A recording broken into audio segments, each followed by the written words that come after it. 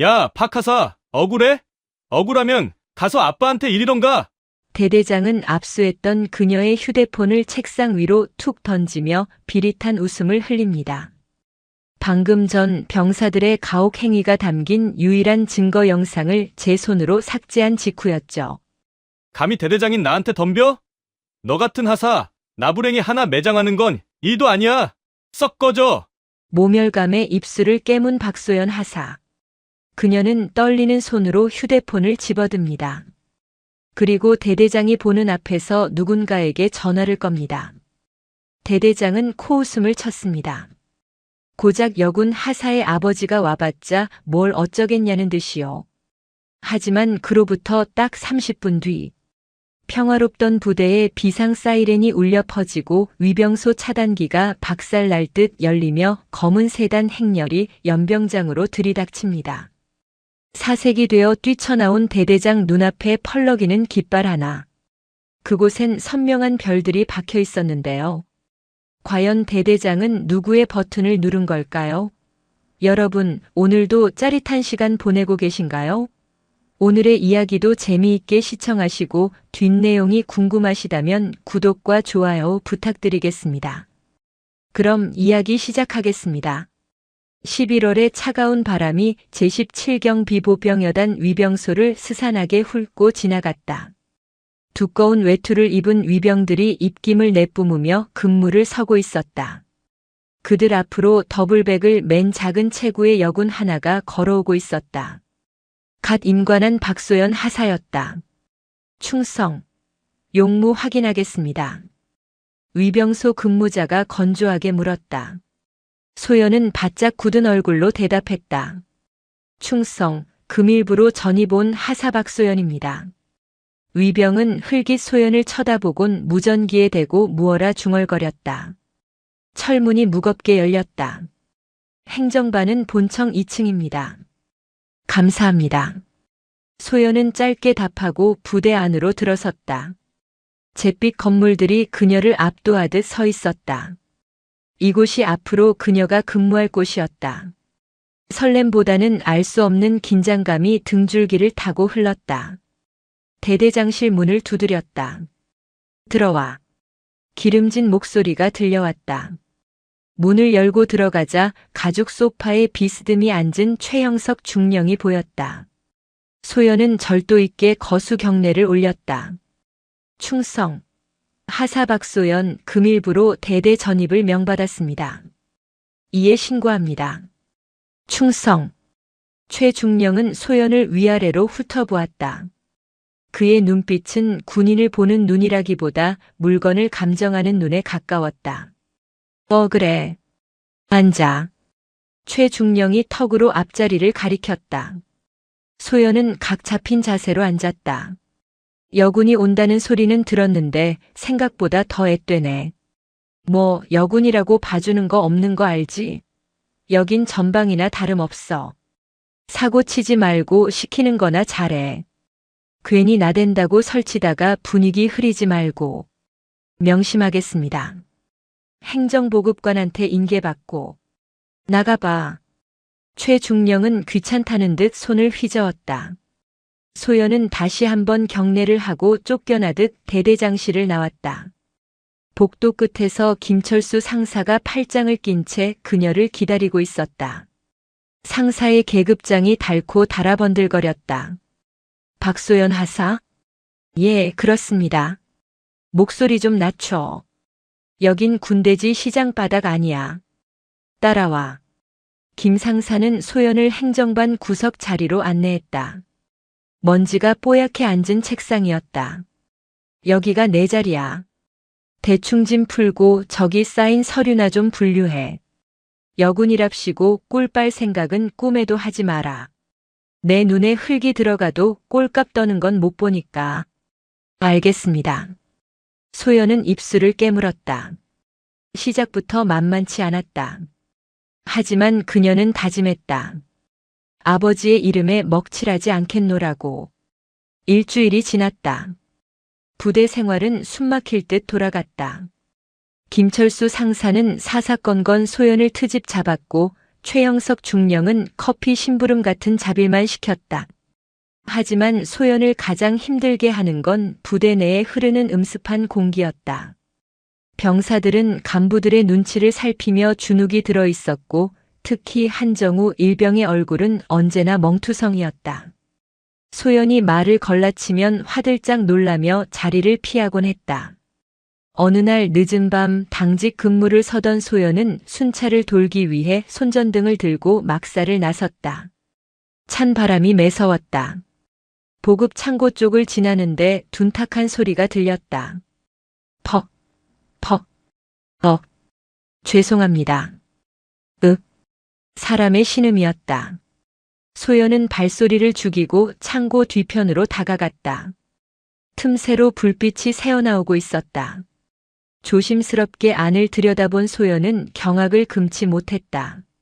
창고 안에는 이민준 병장이 군홧발로 바닥에 쓰러진 한정우 일병의 복부를 짓밟고 있었다. 옆에는 다른 상병들이 낄낄거리며 그 모습을 지켜보고 있었다. 야, 한정우. 아프냐? 아프냐고 새끼야. 이 병장이 한 일병의 멱살을 잡아 일으키더니 뺨을 툭툭 쳤다. 표정 봐라. 아주 사리가 넘치네. 찔러보시지. 어차피 넌 내 손바닥 아니야. 아닙니다. 잘못했습니다. 한 일병은 고통에 일그러진 얼굴로 빌었다. 입가가 터져 피가 흐르고 있었다. 뭐가 잘못했는데? 숨 쉬는 게 잘못된 거 아니야? 넌 존재 자체가 민폐야, 이 폐급 새끼야. 이 병장은 다시 한번 주먹을 휘둘렀다. 명치를 맞은 한 일병이 컥 소리를 내며 고꾸라졌다. 소연은 떨리는 손으로 스마트폰을 꺼냈다. 이 끔찍한 현장을 기록해야 했다. 동영상 촬영 버튼을 눌렀다. 어둠 속에서 붉은 녹화 불빛이 희미하게 깜빡였다. 누구야? 그때 망을 보던 상병 하나가 소연을 발견하고 소리쳤다. 이 병장의 시선이 창고 문 쪽으로 꽂혔다. 어떤 새끼야? 잡아. 소연은 폰을 꽉 쥐고 도망치려 했으나 문을 박차고 나온 병사들에게 가로막혔다. 이 병장이 뚜벅뚜벅 걸어 나왔다. 그의 눈이 번들거렸다. 아, 신임 하사님이셨네. 여기서 뭐 하십니까? 밤중에 남자들이 고픈가 봐요. 말 조심해. 지금 당장 그만두지 못해? 이건 명백한 가혹행위야. 소연이 소리쳤지만 이 병장은 코웃음을 쳤다. 가혹행위? 우린 교육 중이었습니다. 군기 교육. 하사님이 뭘 안다고 짓거립니까? 폰 내놔요. 못 줘. 이건 증거야. 너희들 다 영창 갈 준비해. 말귀를 못 알아쳐먹네. 야, 뺏어. 병사들이 소연에게 달려들었다. 그녀가 저항했지만 건장한 성인 남성 서너 명을 당해낼 순 없었다. 결국 폰을 빼앗겼다. 그때 어둠 속에서 누군가 나타났다. 김철수 상사였다. 뭐하는 짓거리들이야 시끄럽게. 행보관님, 박 하사가 저희 교육하는 걸 몰래 찍고 있었습니다. 이 병장이 쪼르르 달려가 고자질했다. 김 상사는 병사에게서 폰을 건네받았다. 영상을 확인한 그의 얼굴이 일그러졌다. 박 하사, 이게 뭐하는 짓이지? 상사님, 보셨지 않습니까? 이건 폭행입니다. 당장 보고해야 합니다. 보고? 누구한테? 대대장님한테? 김 상사는 비릿하게 웃으며 영상 삭제 버튼을 눌렀다. 삭제. 되었습니다. 자, 이제 증거는 없네.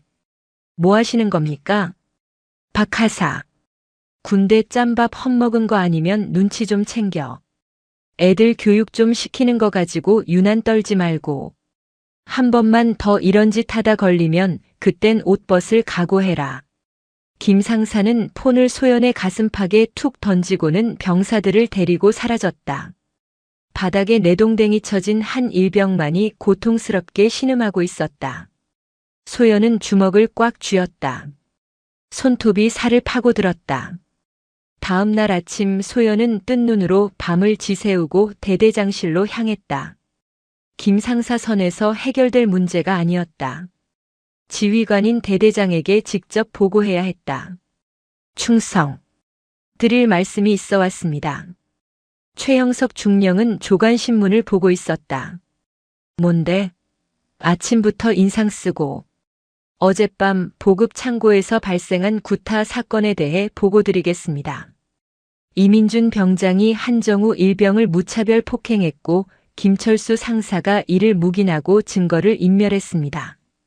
최 중령이 신문을 탁 소리나게 접었다. 그래서? 예. 그래서 뭐 어쩌라고. 증거 있어? 김 상사가 제 폰에서 영상을 삭제했지만 한정우 일병의 상해 상태를 확인해 보시면. 야, 박소연. 최 중령이 말을 끊고 자리에서 일어났다. 그는 소연에게 다가와 위압적으로 내려다보았다. 너 지금 내 부대가 개판이라고 광고하고 싶어서 안 달랐냐? 헌병대라도 부르시게. 그래서 내 진급길 막아보시겠다? 그런 뜻이 아닙니다. 부대원 관리는 지휘관의 책임이지 않습니까? 이건 범죄입니다. 범죄? 지랄하고 있네. 사내 새끼들이 굴러먹다 보면 좀 맞을 수도 있고 그런 거지. 그걸 가지고 범죄네 뭐네. 너 군인 맞냐? 어디서 사회 물 덜 빠진 소리를 하고 있어. 최 중령은 손가락으로 소연의 어깨를 쿡쿡 찔렀다. 경고하는데 입 다물고 있어. 한 번만 더 이딴 소리 내 귀에 들리면 너부터 영창 보낼 줄 알아. 명령 불복종으로. 알았어? 대답 안 하지? 알겠습니다. 소연은 입술을 깨물며 대답했다. 썩었다. 뿌리까지 썩어 있었다. 상사도 중령도 모두 한통속이었다. 이곳에서 정의는 휴지 조각보다 못했다. 대대장실을 나온 소연은 복도에서 이민준 병장과 마주쳤다. 그는 소연을 보고 씩 웃으며 비아냥거렸다. 어이구 하사님. 꼰질러 보니까 좀 시원하십니까? 근데 어쩌죠? 대대장님도 제 편인데. 그는 소연의 귀에 대고 속삭였다. 밤길 조심하십시오. 여군이라고 봐주는 거 없으니까. 소연의 몸이 부들부들 떨렸다. 공포가 아닌 분노였다. 그녀는 주머니 속의 폰을 움켜쥐었다. 더 이상 참을 수 없었다. 이들에게 보여줘야 했다. 진짜 군인의 힘이 무엇인지. 그녀는 인적 드문 곳으로 가서 단축번호 1번을 눌렀다. 신호음이 몇 번 가기도 전에 굵직한 목소리가 들려왔다. 소연이니? 아빠. 소연의 목소리가 떨렸다. 무슨 일이냐? 목소리가 왜 그래?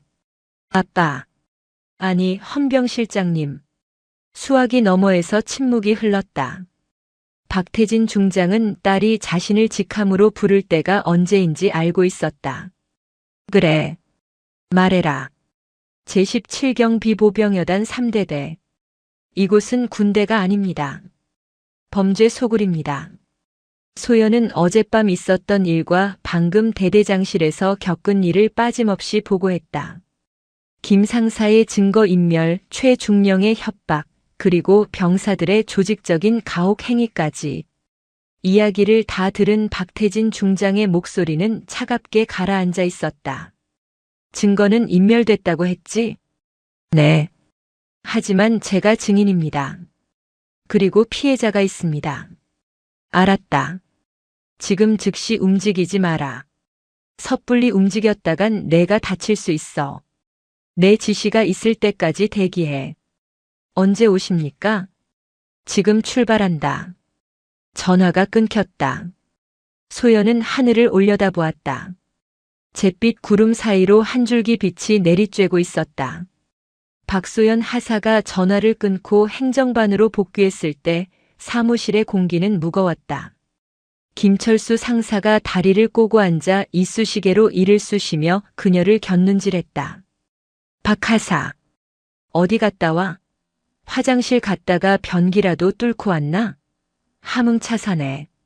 잠시 바람 좀 쐬고 왔습니다. 바람? 팔자 좋네. 누구는 대대장님한테 깨지고 와서 속이 타들어가는데. 야, 너 아까 대대장실 들어갔다 나왔지? 거기서 무슨 소리 했어? 앵무새처럼 또 꼰질렀냐? 김 상사가 쏘아붙였다. 소연은 묵묵히 자신의 자리에 앉아 모니터를 켰다. 무시당했다고 느낀 김 상사가 벌떡 일어나 소연의 책상을 군홧발로 걷어찼다. 쾅! 모니터가 휘청거렸다. 어디 선임이 말하는데 귀를 닫아? 여기가 내 안방이야? 대대장님이 내 말 들어줄 것 같아? 꿈 깨라. 너 같은 쏘가리, 아니 하사 나부랭이 하나 담그는 건 일도 아니야. 군 생활 꼬이기 싫으면 납작 엎드려 있어. 김 상사는 침을 퇴뱉고는 행정반을 나갔다. 소연은 떨리는 손으로 마우스를 잡았다. 모멸감이 치밀어 올랐지만 참아야 했다. 지금 감정을 드러내면 모든 게 수포로 돌아간다. 점심시간이 지났지만 소연은 식당에 가지 않았다. 그때 복도 창 너머로 연병장 구석에 흡연장이 보였다. 이민준 병장이 한정우 일병을 세워두고 무언가 지시하고 있었다. 한 일병은 뒷짐을 진 채 고개를 푹 숙이고 있었고 이 병장은 담배 연기를 한 일병의 얼굴에 뿜어대고 있었다. 소연은 창문을 살짝 열었다. 바람을 타고 그들의 목소리가 들려왔다. 야, 정우야. 너 어제 박 하사한테 살려달라고 빌었냐? 눈물 콧물 짜면서. 아닙니다. 그런 적 없습니다. 아니긴 뭐가 아니야, 이 새끼야. 박 하사가 너 때문에 나한테 지랄했잖아. 아, 진짜 쪽팔리게. 여군한테 훈계나 듣고. 내 가오가 뭐가 되냐? 이 병장이 손가락으로 담뱃불을 튕겼다. 불똥이 한 일병의 전투복 깃으로 튀었다. 한 일병이 움찔했지만 피하지 못했다. 뜨겁냐? 참아. 내가 어제 싼 똥 치우는 거니까. 오늘 밤에 기대해라. 어제는 몸풀기였고 오늘은 진짜 지옥을 보여줄 테니까. 세탁기 안에 들어가서 빙글빙글 돌아가는 기분 느껴봤냐? 오늘 체험시켜줄게. 이 병장은 낄낄거리며 한 일병의 정강이를 툭툭 찼다. 한 일병의 눈빛은 이미 죽어 있었다. 그것은 체념을 넘어선 삶을 포기한 사람의 눈이었다. 소연은 창틀을 꽉 움켜쥐었다. 당장이라도 뛰쳐나가고 싶었지만 아버지가 말했다. 기다려라. 오후 내내 시간은 거북이처럼 기어갔다. 최형석 중령은 수시로 행정반에 들러 소연에게 눈치를 줬다. 박하사 커피. 이번엔 믹스 말고 원두로 갈아와. 향이 안 좋으면 다시 해오라고 할 거야. 박하사 바닥에 먼지 보인다. 청소 상태가 왜 이래? 여자가 꼼꼼한 맛이 있어야지. 그들은 소연을 철저히 투명 인간, 아니 하녀 취급을 했다. 그들의 웃음소리가 커질수록 소연의 침묵은 깊어졌다. 해질녘 부대의 묘한 정막이 감돌았다. 폭풍이 오기 직전의 고요함. 소연은 시계를 보았다. 오후 5시 30분. 곧 일과가 끝난다. 그리고 밤이 오면 이민준 일당의 사냥이 시작될 것이다. 그때였다. 행정반에 있던 작전장교가 전화를 받더니 안색이 하얗게 질렸다. 네. 헌병대요? 갑자기 무슨. 위병소? 그게 무슨 소리야? 작전장교의 고함에 사무실에 있던 모든 간부들의 시선이 집중되었다. 야, 무슨 일이야? 김철수 상사가 물었다. 작전장교는 덜덜 떨리는 손으로 수화기를 내려놓으며 더듬거렸다. 위병소에. 헌병대가 들이닥쳤답니다. 한두 대가 아니랍니다. 지금 본청으로 오고 있답니다. 뭐? 헌병대가 왜 와? 대대장님한테 보고됐어? 모르겠습니다. 그냥 무작정 밀고 들어왔답니다. 소연은 천천히 자리에서 일어났다. 입가에 희미한 미소가 번졌다. 왔구나. 시간을 10분 전으로 되돌려 제17경 비보병여단 위병소. 나른한 오후 햇살을 받으며 꾸벅꾸벅 졸고 있던 위병 조장이 깜짝 놀라 눈을 떴다. 멀리서 검은색 세단과 승합차 여러 대가 흙먼지를 일으키며 달려오고 있었기 때문이다. 일반적인 차량 행렬이 아니었다. 전조등을 켠 채 무섭게 돌진해오는 기세였다. 야, 차 온다. 차단기 내려. 용무 확인해. 위병들이 허둥지둥 정문 앞을 막아섰다. 선두에 선 검은색 세단이 위병소 바로 앞에서 급정거했다. 타이어 타는 냄새가 진동했다. 뒤이어 헌병 마크가 선명한 승합차 3대가 잇따라 멈춰섰다. 위병 조장이 긴장한 표정으로 세단 운전석으로 다가갔다. 충성. 용무 확인하겠습니다. 어디서 오셨습니까? 운전석 창문이 스르르 내려갔다. 선글라스를 낀 운전병이 무표정한 얼굴로 짧게 말했다. 육군본부 헌병실. 예. 6번이요? 위병 조장이 되물으려는 찰나 뒷좌석 문이 벌컥 열렸다. 그리고 군화 한 켤레가 아스팔트 바닥을 지시기듯 내려섰다. 광이 번쩍이는 군화 위로 칼같이 다림질된 정복 바지, 그리고 어깨 위에서 찬란하게 빛나는 별 3개. 중장이었다. 그것도 육군의 모든 규율을 관장하는 헌병실장 박태진 중장이었다. 위병 조장은 다리가 풀려 주저앉을 뻔했다. 충성. 비명에 가까운 경례 구호가 터져나왔다. 위병소에 있던 모든 병사들이 얼어붙었다. 박 중장은 위병 조장의 경례를 받는 둥 마는 둥 하며 차단기를 가리켰다. 열어. 나지막하지만 천둥 같은 목소리였다. 사전에 통보받은 바가 없어서 상급 부대의 확인을. 지금 전시 상황도 아닌데 내 앞길을 막겠다는 건가? 내가 직접 열까?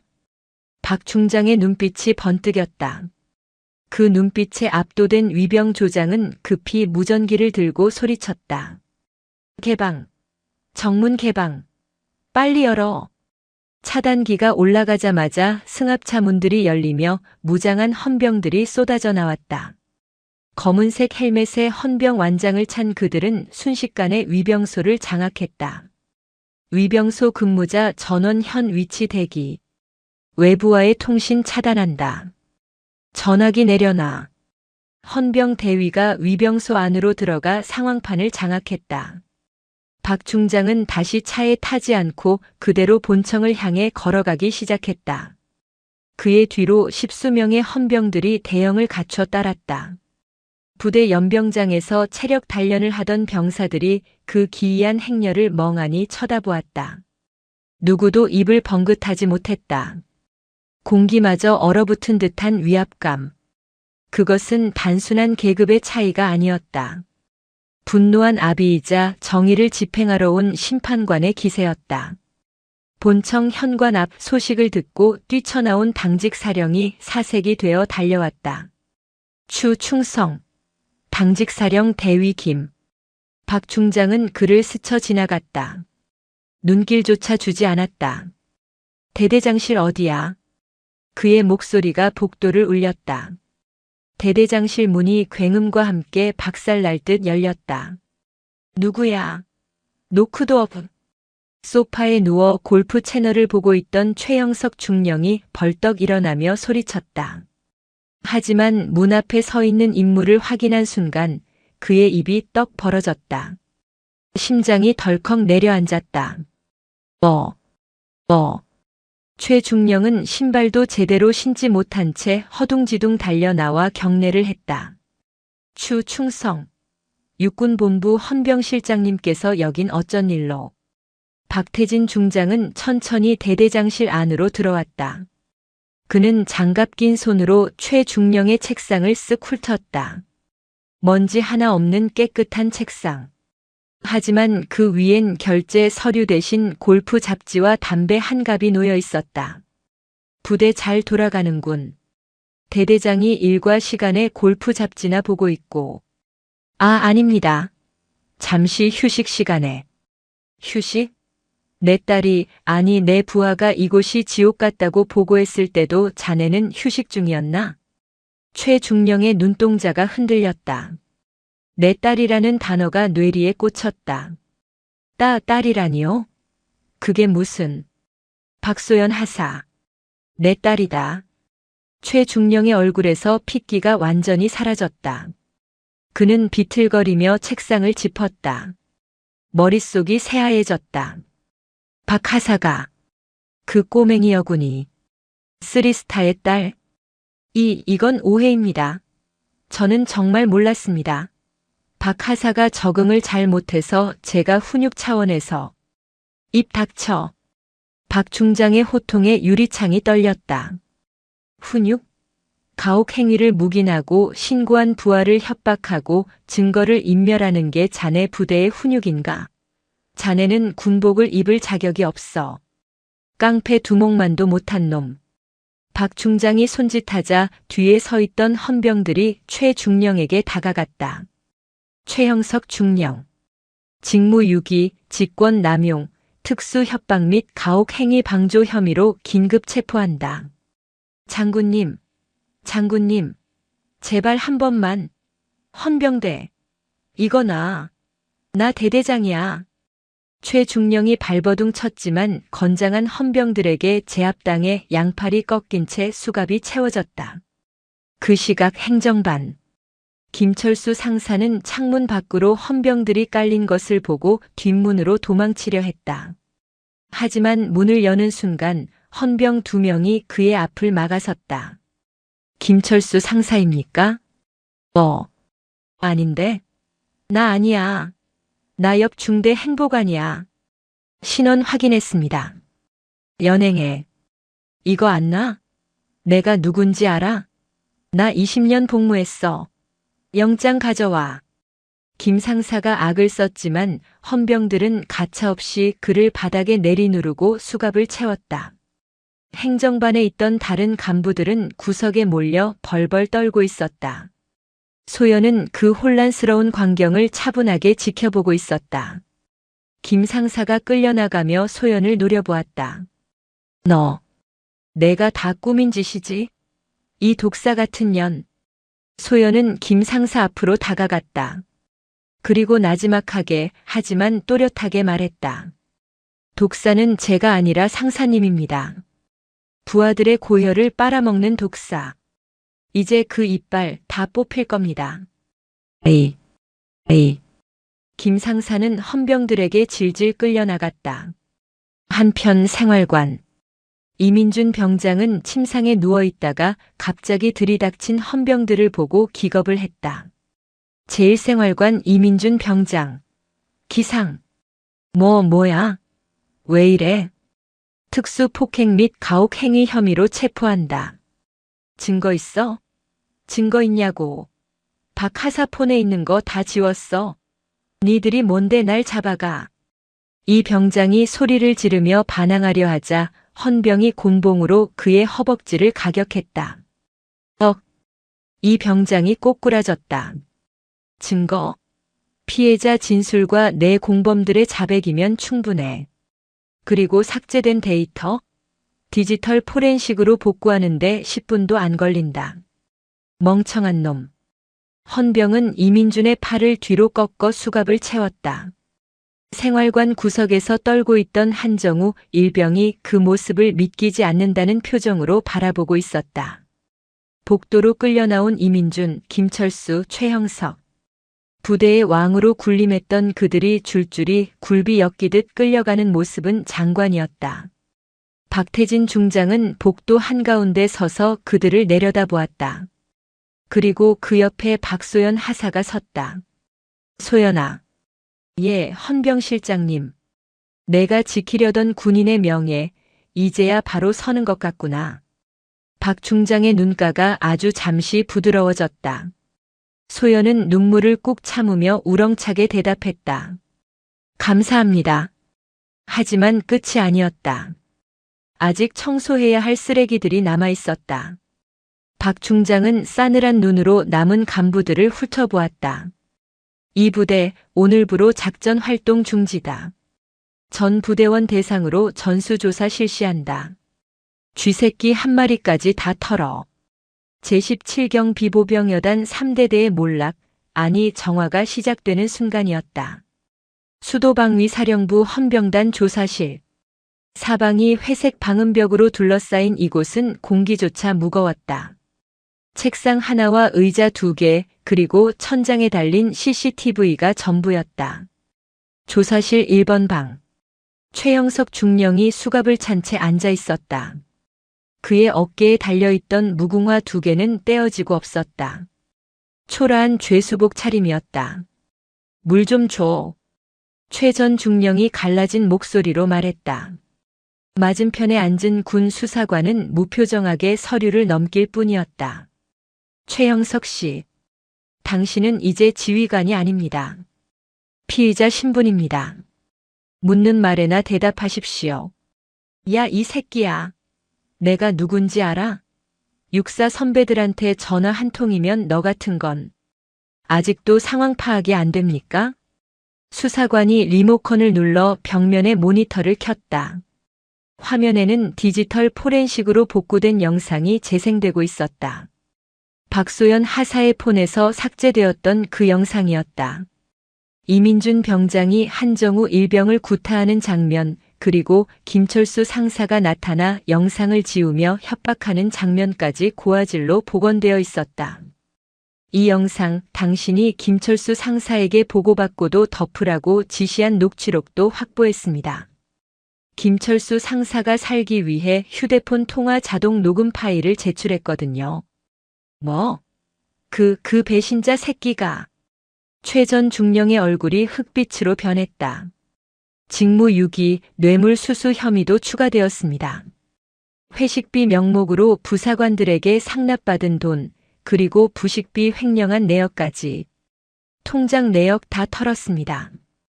변명의 여지가 없네요. 조사실 2번 방. 김철수 상사는 덜덜 떨며 울고 있었다.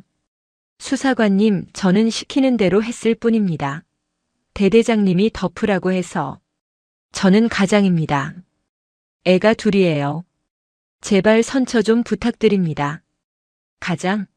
한정우 일병도 누군가의 귀한 아들입니다. 당신이 덮어버린 그 폭력 때문에 한 일병은 자살까지 생각했습니다. 당신 자식이 똑같이 당했어도 시키는 대로 했다는 핑계를 댈 겁니까? 수사관이 책상을 쾅 내리쳤다. 이민준 병장이 진술했습니다. 당신이 평소에 사고만 안 나게 적당히 패라고 종용했다고. 가혹행위 교사 혐의 인정합니까? 아닙니다. 그건 그냥 인정 안 하면 가중 처벌입니다. 증거는 차고 넘칩니다. 조사실 3번 방. 이민준 병장은 넋이 나간 표정이었다. 장난이었습니다. 그냥 군기 좀 잡으려고. 장난? 갈비뼈에 금이 가고 고막이 파열됐는데 장난? 너는 군 교도소 가서도 그 소리가 나오나 보자. 3명의 악인들은 각기 다른 방에서 서서히 무너져 내리고 있었다. 그들의 거짓말은 증거 앞에서 산산조각 났다. 수사가 진행될수록 제17경 비보병여단 3대대의 추악한 민낯이 드러났다. 박소연 하사의 내부 고발은 빙산의 일각이었다. 헌병대의 전수조사가 시작되자 침묵하던 병사들이 입을 열기 시작했다. 익명 설문지에는 그동안 억눌러왔던 고통들이 빼곡히 적혀 있었다. 김철수 상사가 휴가증을 미끼로 돈을 요구했습니다. 이민준 병장이 후임들 관물대를 뒤져 월급 카드를 가져가서 불법 도박 사이트에 썼습니다. 점호 시간에 속옷만 입혀놓고 성적인 농담을 하며 춤을 추게 했습니다. 단순한 구타가 아니었다. 갈취, 성추행, 인격 모독. 부대 전체가 거대한 범죄 집단이나 다름없었다. 수도 군병원 정신건강의학과 병동. 박소연 하사는 한정우 일병의 병실을 찾았다. 한 일병은 창밖을 멍하니 바라보고 있었다. 한정우 일병. 소연이 조심스럽게 부르자 한일병이 천천히 고개를 돌렸다. 멍 자국은 많이 옅어졌지만 눈동자의 초점은 여전히 흐렸다. 박 하사님. 한일병이 침대에서 내려와 경례하려 했다. 소연은 급히 다가가 그를 만류했다. 아니야, 앉아있어. 몸은 좀 어때? 괜찮습니다. 다 하사님 덕분입니다. 한일병의 눈에 눈물이 고였다. 저는 아무도 모를 줄 알았습니다. 그냥 제가 죽으면 다 끝날 거라고 생각했습니다. 그날 밤 창고에서 맞으면서 생각했습니다. 오늘이 내 제삿날이구나. 소연은 한일병의 앙상한 손을 잡아주었다. 미안해. 더 빨리 구해주지 못해서. 내가 너무 늦게 알았어. 아닙니다. 하사님이 아니었으면 전 지금 여기 없었을 겁니다. 정말 감사합니다. 한일병이 소리 없이 오열했다. 소연도 붉어진 눈시울을 훔쳤다. 약속할게. 그 사람들 죗값 톡톡히 치르게 할 거야. 다시는 너 같은 피해자가 나오지 않게 할게. 푹 쉬고 건강해져서 보자. 병실을 나온 소연은 복도 의자에 앉아 한참을 머물렀다. 아버지 박태진 중장의 말이 떠올랐다. 군복의 무게를 견뎌라. 그 무게는 명예가 아니라 책임이다. 그녀는 이제야 그 말의 진짜 의미를 알 것 같았다. 육군본부 보통군사법원 대법정. 방청석은 기자들과 군 관계자들 그리고 피해자 가족들로 가득 찼다. 엄숙한 공기 속에 재판장이 입장했다. 피고인석에는 수의를 입은 최형석, 김철수, 이민준 외 가담 병사 5명이 고개를 숙인 채 앉아 있었다. 그들의 머리카락은 짧게 깎여 있었고 기고만장했던 예전의 모습은 찾아볼 수 없었다. 군 검찰관이 기소 요지를 낭독했다. 목소리는 날카롭고 단호했다. 피고인 최영석은 지휘관으로서의 의무를 저버리고 부하들의 고통을 외면했으며 심지어 내부 고발자를 협박하고 증거 인멸을 시도했습니다. 이는 군 기강을 뿌리째 흔드는 중대 범죄입니다. 피고인 김철수는 간부라는 지위를 이용하여 병사들을 착취하고 검찰관의 말이 이어질 때마다 방청석에서는 탄식과 분노의 욕설이 터져나왔다. 한정우 일병의 어머니는 가슴을 치며 통곡했다. 변호인 측은 관행이었다. 부대 단합을 위한 것이었다. 깊이 반성하고 있다며 선처를 호소했다. 하지만 재판부의 표정은 냉담했다. 박소연 하사가 증인석에 앉았다. 그녀는 떨지 않았다. 또렷한 눈빛으로 피고인들을 하나하나 응시하며 증언했다. 그들은 군인이 아니었습니다. 계급장을 단 깡패들이었습니다. 제가 본 것은 훈육이 아니라 살인이었습니다. 영혼을 죽이는 살인. 여기서 그들을 용서한다면 대한민국 군대의 정의는 죽은 것입니다. 소연의 증언은 법정을 숙연하게 만들었다. 최형석은 고개를 들지 못했고 김철수는 눈을 질끈 감았다. 오랜 심리 끝에 재판장이 판결문을 집어들었다. 주문. 피고인 최형석을 징역 3년에 처한다. 다만 군인의 명예를 실추시킨 점을 고려하여 파면 및 불명예 전역을 명한다. 피고인 김철수를 징역 2년 6월에 처한다. 마찬가지로 파면한다. 피고인 이민준을 징역 1년 6월에 처한다. 나머지 가담자들은 법봉 소리가 3번 울렸다. 땅, 땅, 땅. 최형석이 비틀거리며 쓰러졌다. 재판장님, 너무합니다. 제가 군에 바친 세월이 얼만데. 연금은, 내 연금은. 헌병들이 그를 양쪽에서 붙잡아 끌어냈다. 절규하는 그의 모습은 추하기 짝이 없었다. 김철수는 바닥에 주저앉아 멍한 표정을 지었고 이민주는 부모님 쪽을 바라보며 눈물을 흘렸다. 정의는 실현되었다. 하지만 상처는 남았다. 소연은 법정을 나서며 푸른 하늘을 올려다보았다. 차가운 겨울바람 속에 미세한 봄의 기운이 섞여 있었다. 시간이 흘러 이듬해 4월. 제17경 비보병여단 3대대. 연병장에는 벚꽃이 만개했다. 부대의 풍경은 완전히 달라져 있었다. 녹슨 컨테이너 박스 같던 흡연장은 철거되었고 그 자리에는 병사들을 위한 휴게 쉼터가 생겼다. 행정반 창가 박소연 하사는 이제 더 이상 먼지 쌓인 구석 자리가 아닌 햇살이 잘 드는 중앙 자리에 앉아 있었다. 그녀의 어깨에 달린 하사 계급장이 햇빛을 받아 반짝였다. 충성. 행정보급관님, 금일 보급품 수령 완료했습니다. 그래 박하사. 수고했어. 커피 한잔 할까? 새로 부임한 행정보급관은 인자한 얼굴의 상사였다. 그는 소연을 동료로서 존중했다. 감사합니다. 소연이 미소 지으며 일어서는데 행정반 문이 열리고 낯익은 얼굴이 들어왔다. 건강한 구릿빛 피부, 씩씩한 목소리.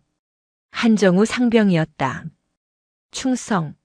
행정반에 용무 있어 왔습니다. 한상병. 무슨 일이야? 신병들 면담 일지 제출하러 왔습니다. 한정우는 이제 분대장이 되어 있었다. 그는 소연을 보고 환하게 웃었다. 박 하사님 안녕하십니까? 한분대장 얼굴 좋네. 요즘 애들 안 괴롭히지? 에이 당치도 않습니다.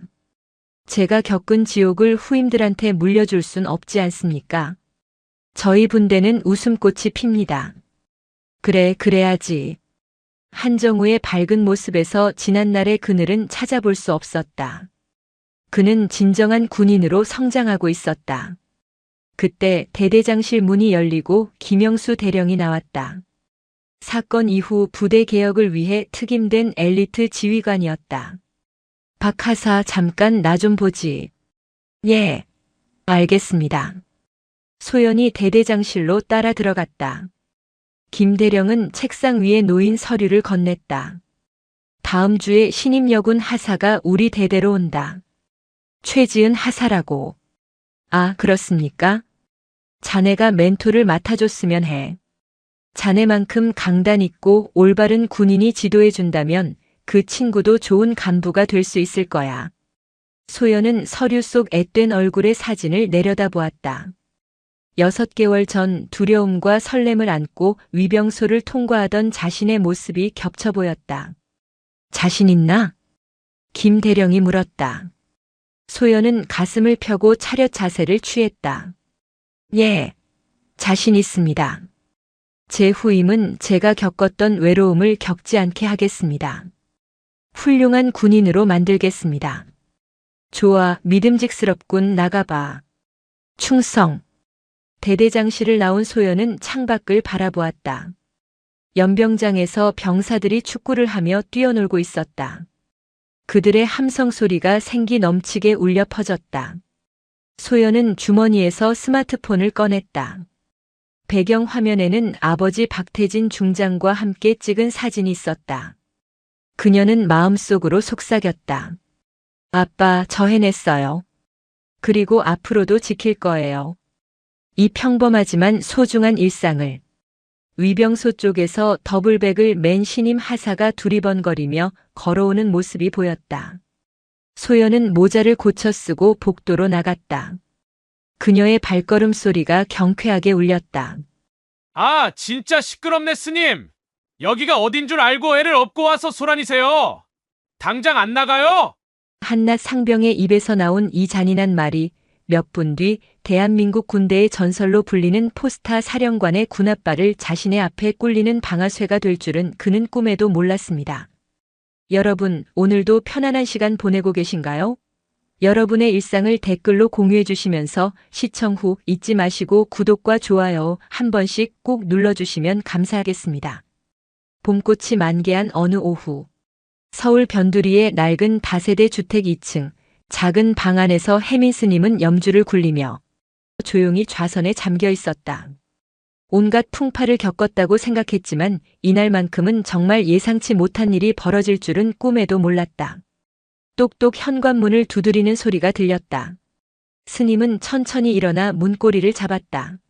문을 열자마자 스님의 손이 멈칫했다. 문 앞에 선 두 사람과 포대기 속 작은 생명체가 있었기 때문이다. 이모 스님. 스님의 목소리가 미세하게 떨렸다. 눈앞에 선 청년은 분명 조카 최준혁이었다. 이제 막 20살이 된 아직은 어리기만 한 나이였다. 그런데 그 옆에는 또래로 보이는 여자아이 이서아가 서 있었고 그 품에는 분홍색 포대기에 쌓인 작은 아기가 안겨 있었다. 스님.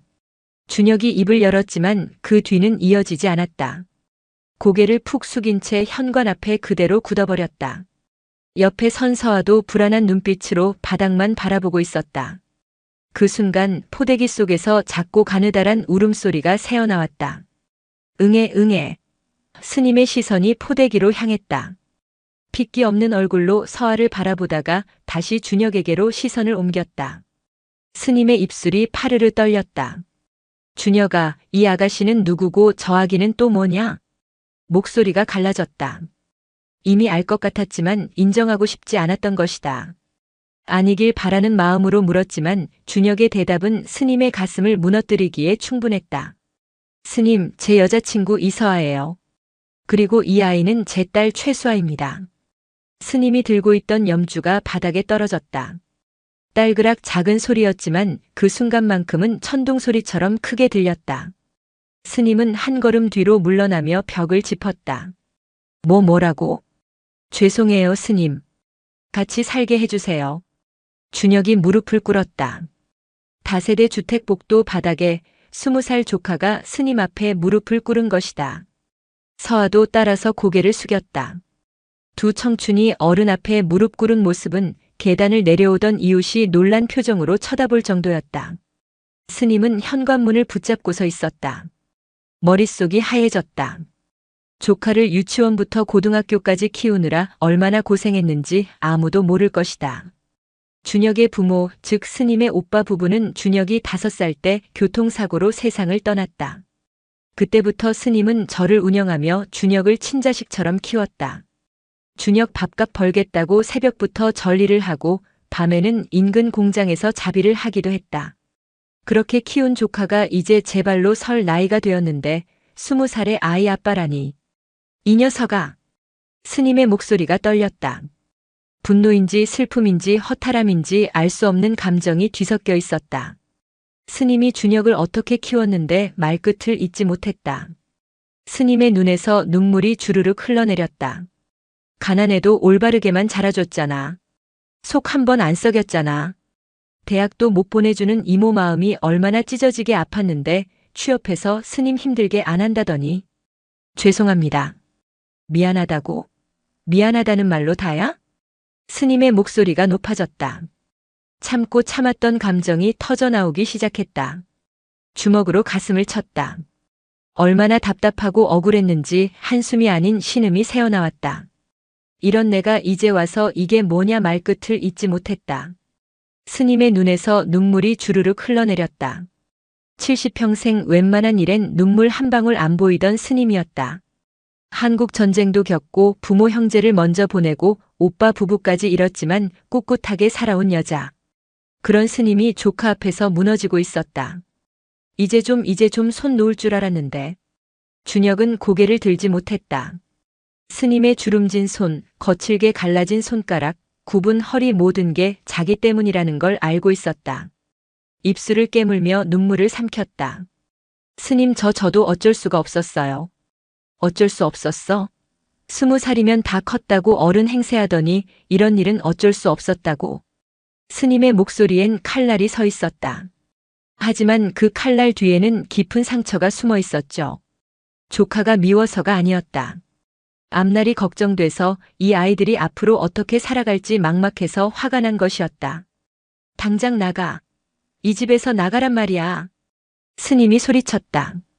복도에 스님의 목소리가 울려 퍼졌다. 이웃집 문이 살짝 열리는 소리가 들렸다. 준혁은 주먹을 쥐었다 펴길 반복했다. 갈 곳이 없었다.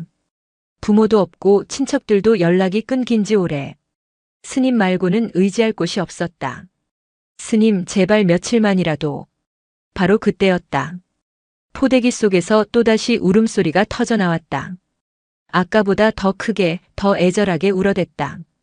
생후 2달밖에 안 된 아기 수아가 배가 고팠는지 기저귀가 젖었는지 아니면 엄마 품이 그리웠는지 목청껏 울기 시작했다. 으앙, 으앙. 서아가 당황해서 아기를 달랬지만 울음은 그치지 않았다. 오히려 더 심해졌다. 20살 초보 엄마는 어찌할 바를 몰라 우왕좌왕했다. 젖병을 꺼내려다 떨어뜨리고 포대기를 고쳐 싸려다 더 풀리게 만들었다. 스님의 시선이 포대기로 향했다. 분홍색 천 사이로 보이는 작고 빨간 얼굴. 주먹만 한 손으로 공중을 휘젓는 모습. 스님의 굳었던 표정이 조금씩 흔들리기 시작했다. 이리 다오. 스님이 손을 내밀었다. 서아가 조심스럽게 아기를 건넸다. 스님의 품에 안긴 순간 신기하게도 수아의 울음이 잦아들기 시작했다. 스님은 능숙한 손놀림으로 포대기를 다시 감싸고 손으로 아기 등을 토닥였다. 조그맣게 쉿. 스님의 목소리가 달라졌다. 방금의 날카로움은 온데간데 없고 부드러움이 묻어났다. 수아를 내려다보는 스님의 눈빛이 흔들렸다. 작고 여린 생명체. 이제 겨우 2달 된 아이. 스님의 품에서 편안하게 잠들어가는 증손녀를 보며 스님은 길게 한숨을 내쉬었다. 들어오너라. 짧은 한마디였다. 준혁과 서아가 고개를 들었다. 스님은 이미 집 안으로 들어가고 있었다. 아기를 품에 안은 채 느린 걸음으로 거실로 향했다. 준혁과 서아는 서로를 바라보며 조심스럽게 신발을 벗었다. 스님은 거실 소파에 앉아 수아를 내려다보고 있었다. 작은 손가락, 보드라운 볼, 가느다란 숨소리 모든 게 준혁이 아기였을 때와 똑같았다. 스님의 눈가에 다시 눈물이 맺혔다. 하지만 이번엔 분노의 눈물이 아니었다. 스님. 준혁이 조심스럽게 불렀다. 스님은 고개를 들지 않은 채 말했다. 내일부터 뭐 할 건지 생각해 두어라. 애 셋이 먹고 살 방도를. 스님 그리고 이 아이는.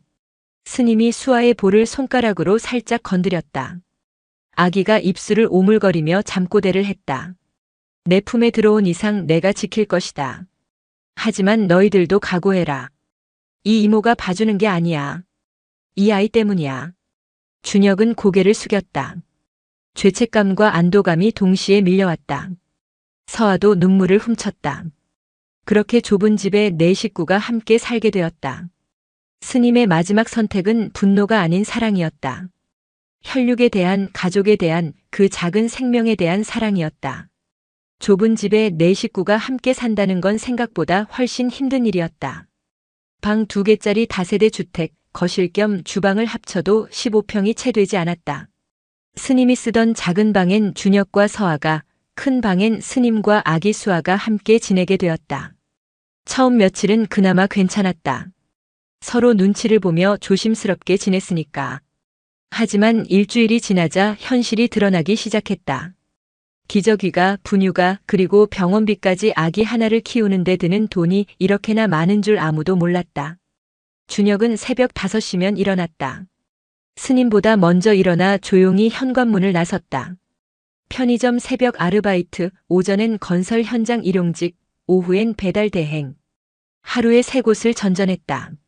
20살 청년의 어깨가 점점 축 처지기 시작했다. 준혁아, 아침은 먹고 가야지. 스님이 부엌에서 고개를 내밀 때면 준혁은 이미 신발을 신고 있었다. 괜찮아요, 스님. 밖에서 해결할게요. 거짓말이었다. 편의점 아르바이트가 끝나면 유통기한 임박한 삼각김밥 하나로 끼니를 때웠다. 점심도 마찬가지였다. 현장에서 주는 식사를 먹거나 그마저 없으면 그냥 굶었다. 저녁 때 집에 돌아오면 스님이 차려준 밥을 먹었지만 그때쯤이면 너무 피곤해서 숟가락 드는 것조차 힘겨웠다. 서아는 집에 있었다. 아기를 돌봐야 했으니까. 하지만 20살 초보 엄마에게 육아는 전쟁이었다. 기저귀 가는 것도 서툴고 분유 타는 것도 어설펐다. 수아가 울 때마다 당황해서 어쩔 줄 몰랐다. 스님, 얘가 자꾸만 울어요. 배고픈 게냐?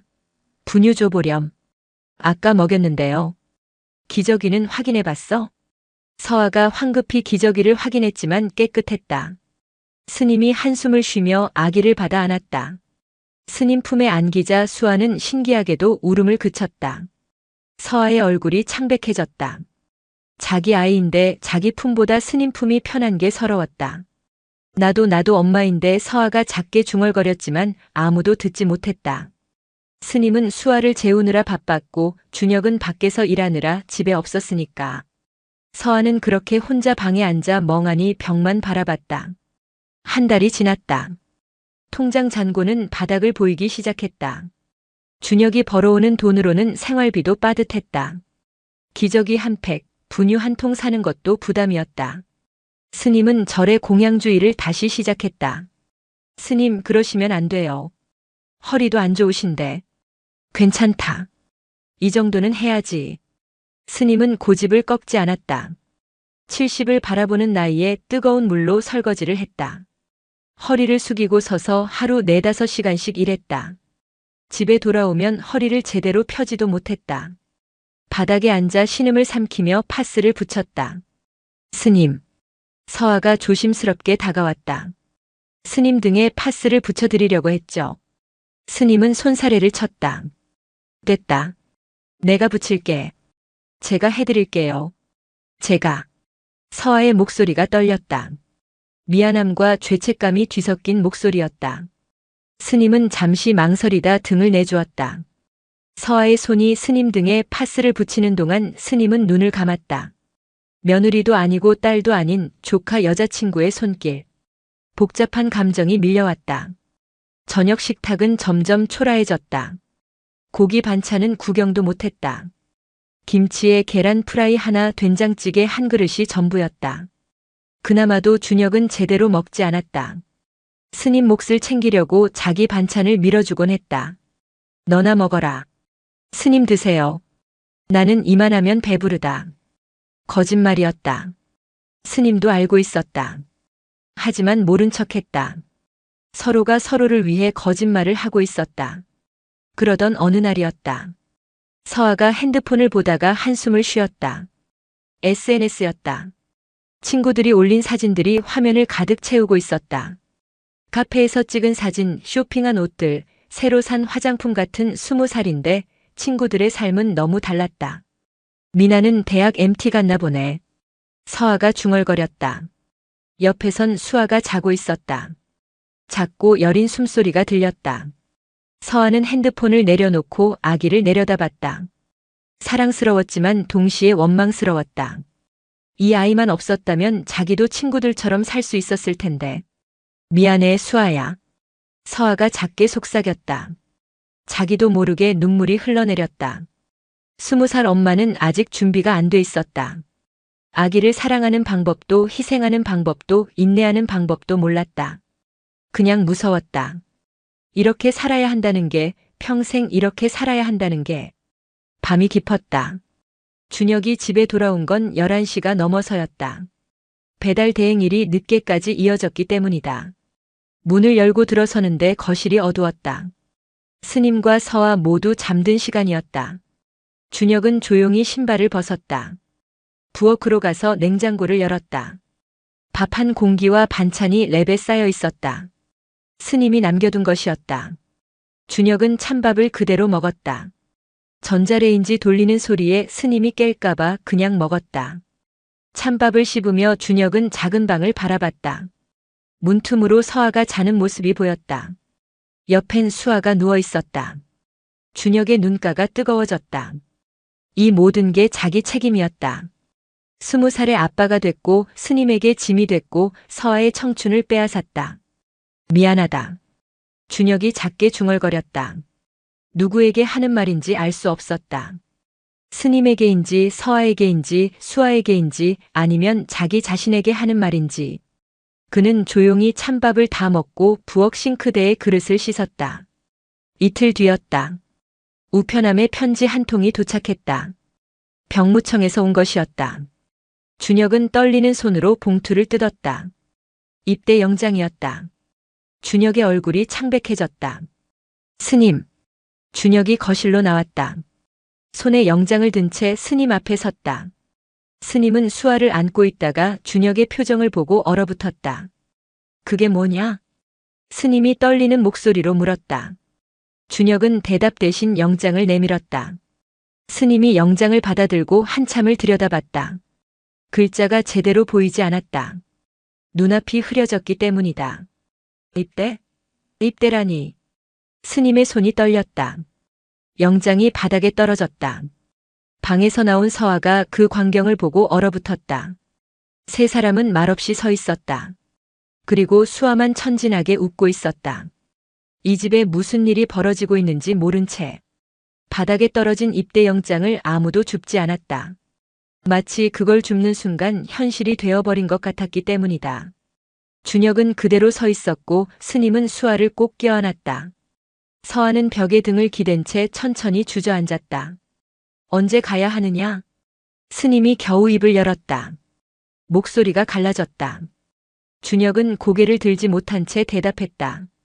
다음 달 초에요. 한 달 남았어요. 한 달? 그 짧은 시간 동안 뭘 할 수 있을까? 준혁의 머릿속이 하얘졌다. 스님은 영장을 주워들고 멍하니 바라봤다. 활자로 박힌 입대일이 눈에 들어왔다. 서아는 그대로 주저앉아 무릎을 껴안았다. 그날 밤 준혁은 잠을 이루지 못했다. 새벽 2시가 넘도록 핸드폰으로 검색만 했다. 입대 연기 조건, 미혼부 입대 연기, 영유아 부양 입대 연기 온갖 검색어를 두드렸지만 답은 명확했다. 법적 혼인 관계가 아니면 가족 부양 사유로 인정되지 않는다고. 젠장. 준혁이 작게 욕을 뱉었다. 핸드폰 화면에서 눈을 떼지 못한 채 밤새 인터넷을 뒤졌다. 혹시나 하는 마음으로 병무청 게시판도 찾아봤다. 하지만 답변은 모두 비슷했다. 법적 배우자가 아니면 해당 사항 없음, 부모 생존 시 부양 의무자 인정 불가. 다음 날 아침 준혁은 스님 몰래 현관문을 나섰다. 동네 주민센터로 향했다. 복지 담당 창구 앞에 서서 한참을 망설이다가 입을 열었다. 저 여쭤볼 게 있는데요. 네, 말씀하세요. 중년의 여성 공무원이 미소를 지으며 대답했다. 준혁은 떨리는 목소리로 사정을 설명했다. 20살의 아이가 생겼고 스님과 살고 있고 이제 입대를 해야 한다고요. 그럼 한부모 가정 지원 때문에 오셨나요? 네, 그게 가능할까요? 공무원이 컴퓨터를 두드리기 시작했다. 몇 가지 질문이 이어졌다. 아기 어머니는 어디 계시죠? 함께 살고 있습니다. 혼인신고는 하셨어요? 아니요, 아직은. 아, 그럼 미혼부시군요. 어머니 명의로 한부모 신청을 하셔야 하는데 실제로 양육은 누가 하세요? 준혁은 입술을 깨물었다. 대답하기가 망설여졌다. 스님께서 주로 돌보고 계십니다. 공무원의 손이 멈췄다. 모니터를 보던 시선이 준혁에게로 향했다. 스님이요? 그럼 조손 가정이네요. 그런데 부모님은 어떻게 되셨나요? 저랑 아기 엄마 모두 살아있습니다. 공무원이 난처한 표정을 지었다. 한숨을 쉬며 설명을 이어갔다. 조손 가정 지원은 부모가 사망하거나 행방불명 또는 중증 장애일 경우에만 가능해요. 부모님이 생존해 계시면 안타깝지만 대상이 아닙니다. 그럼 한부모 지원은요? 그건 부 또는 모가 직접 양육할 때 해당돼요. 실제로 스님이 키우신다면. 말끝을 흐렸다. 준혁은 고개를 떨구었다. 공무원이 미안한 듯 덧붙였다. 영아 수당은 받고 계시죠? 그건 신청하셨을 텐데요. 그게 얼마나 되는데요? 월 10만 원 정도 나옵니다. 그게 지금 받으실 수 있는 전부예요. 10만 원? 준혁의 목소리가 허탈하게 흘러나왔다. 분유 한 통에 3만 원, 기저귀 한 팩에 2만 원. 한 달이면 최소 40만 원은 들었다. 10만 원으론 일주일도 버티기 힘들었다. 다른 방법은 정말 없는 건가요? 입대하시면 군 급여가 나오지 않습니까? 그걸로 생활하셔야 할 것 같습니다. 공무원도 더 이상 할 말이 없었다. 준혁은 고개를 숙인 채 주민센터를 나왔다. 거리를 걷는데 다리에 힘이 풀렸다. 벤치에 앉아 멍하니 하늘을 올려다봤다. 방법이 없구나. 혼잣말이 새어나왔다. 법은 냉정했다. 20살 미혼부, 법적 혼인 아님, 부모 생존 이런 조건들은 그 어떤 지원도 받을 수 없게 만들었다. 준혁은 핸드폰을 꺼내 검색을 시작했다. 현역병 월급. 화면에 숫자가 떴다. 입영 월 65만 원, 병장까지 가면 100만 원이 넘는다고 했다. 준혁은 계산을 해봤다. 65만 원에서 자기가 쓸 5만 원 빼면 60만 원. 분유값 20만 원, 기저귀 15만 원, 나머지 생활비 20만 원.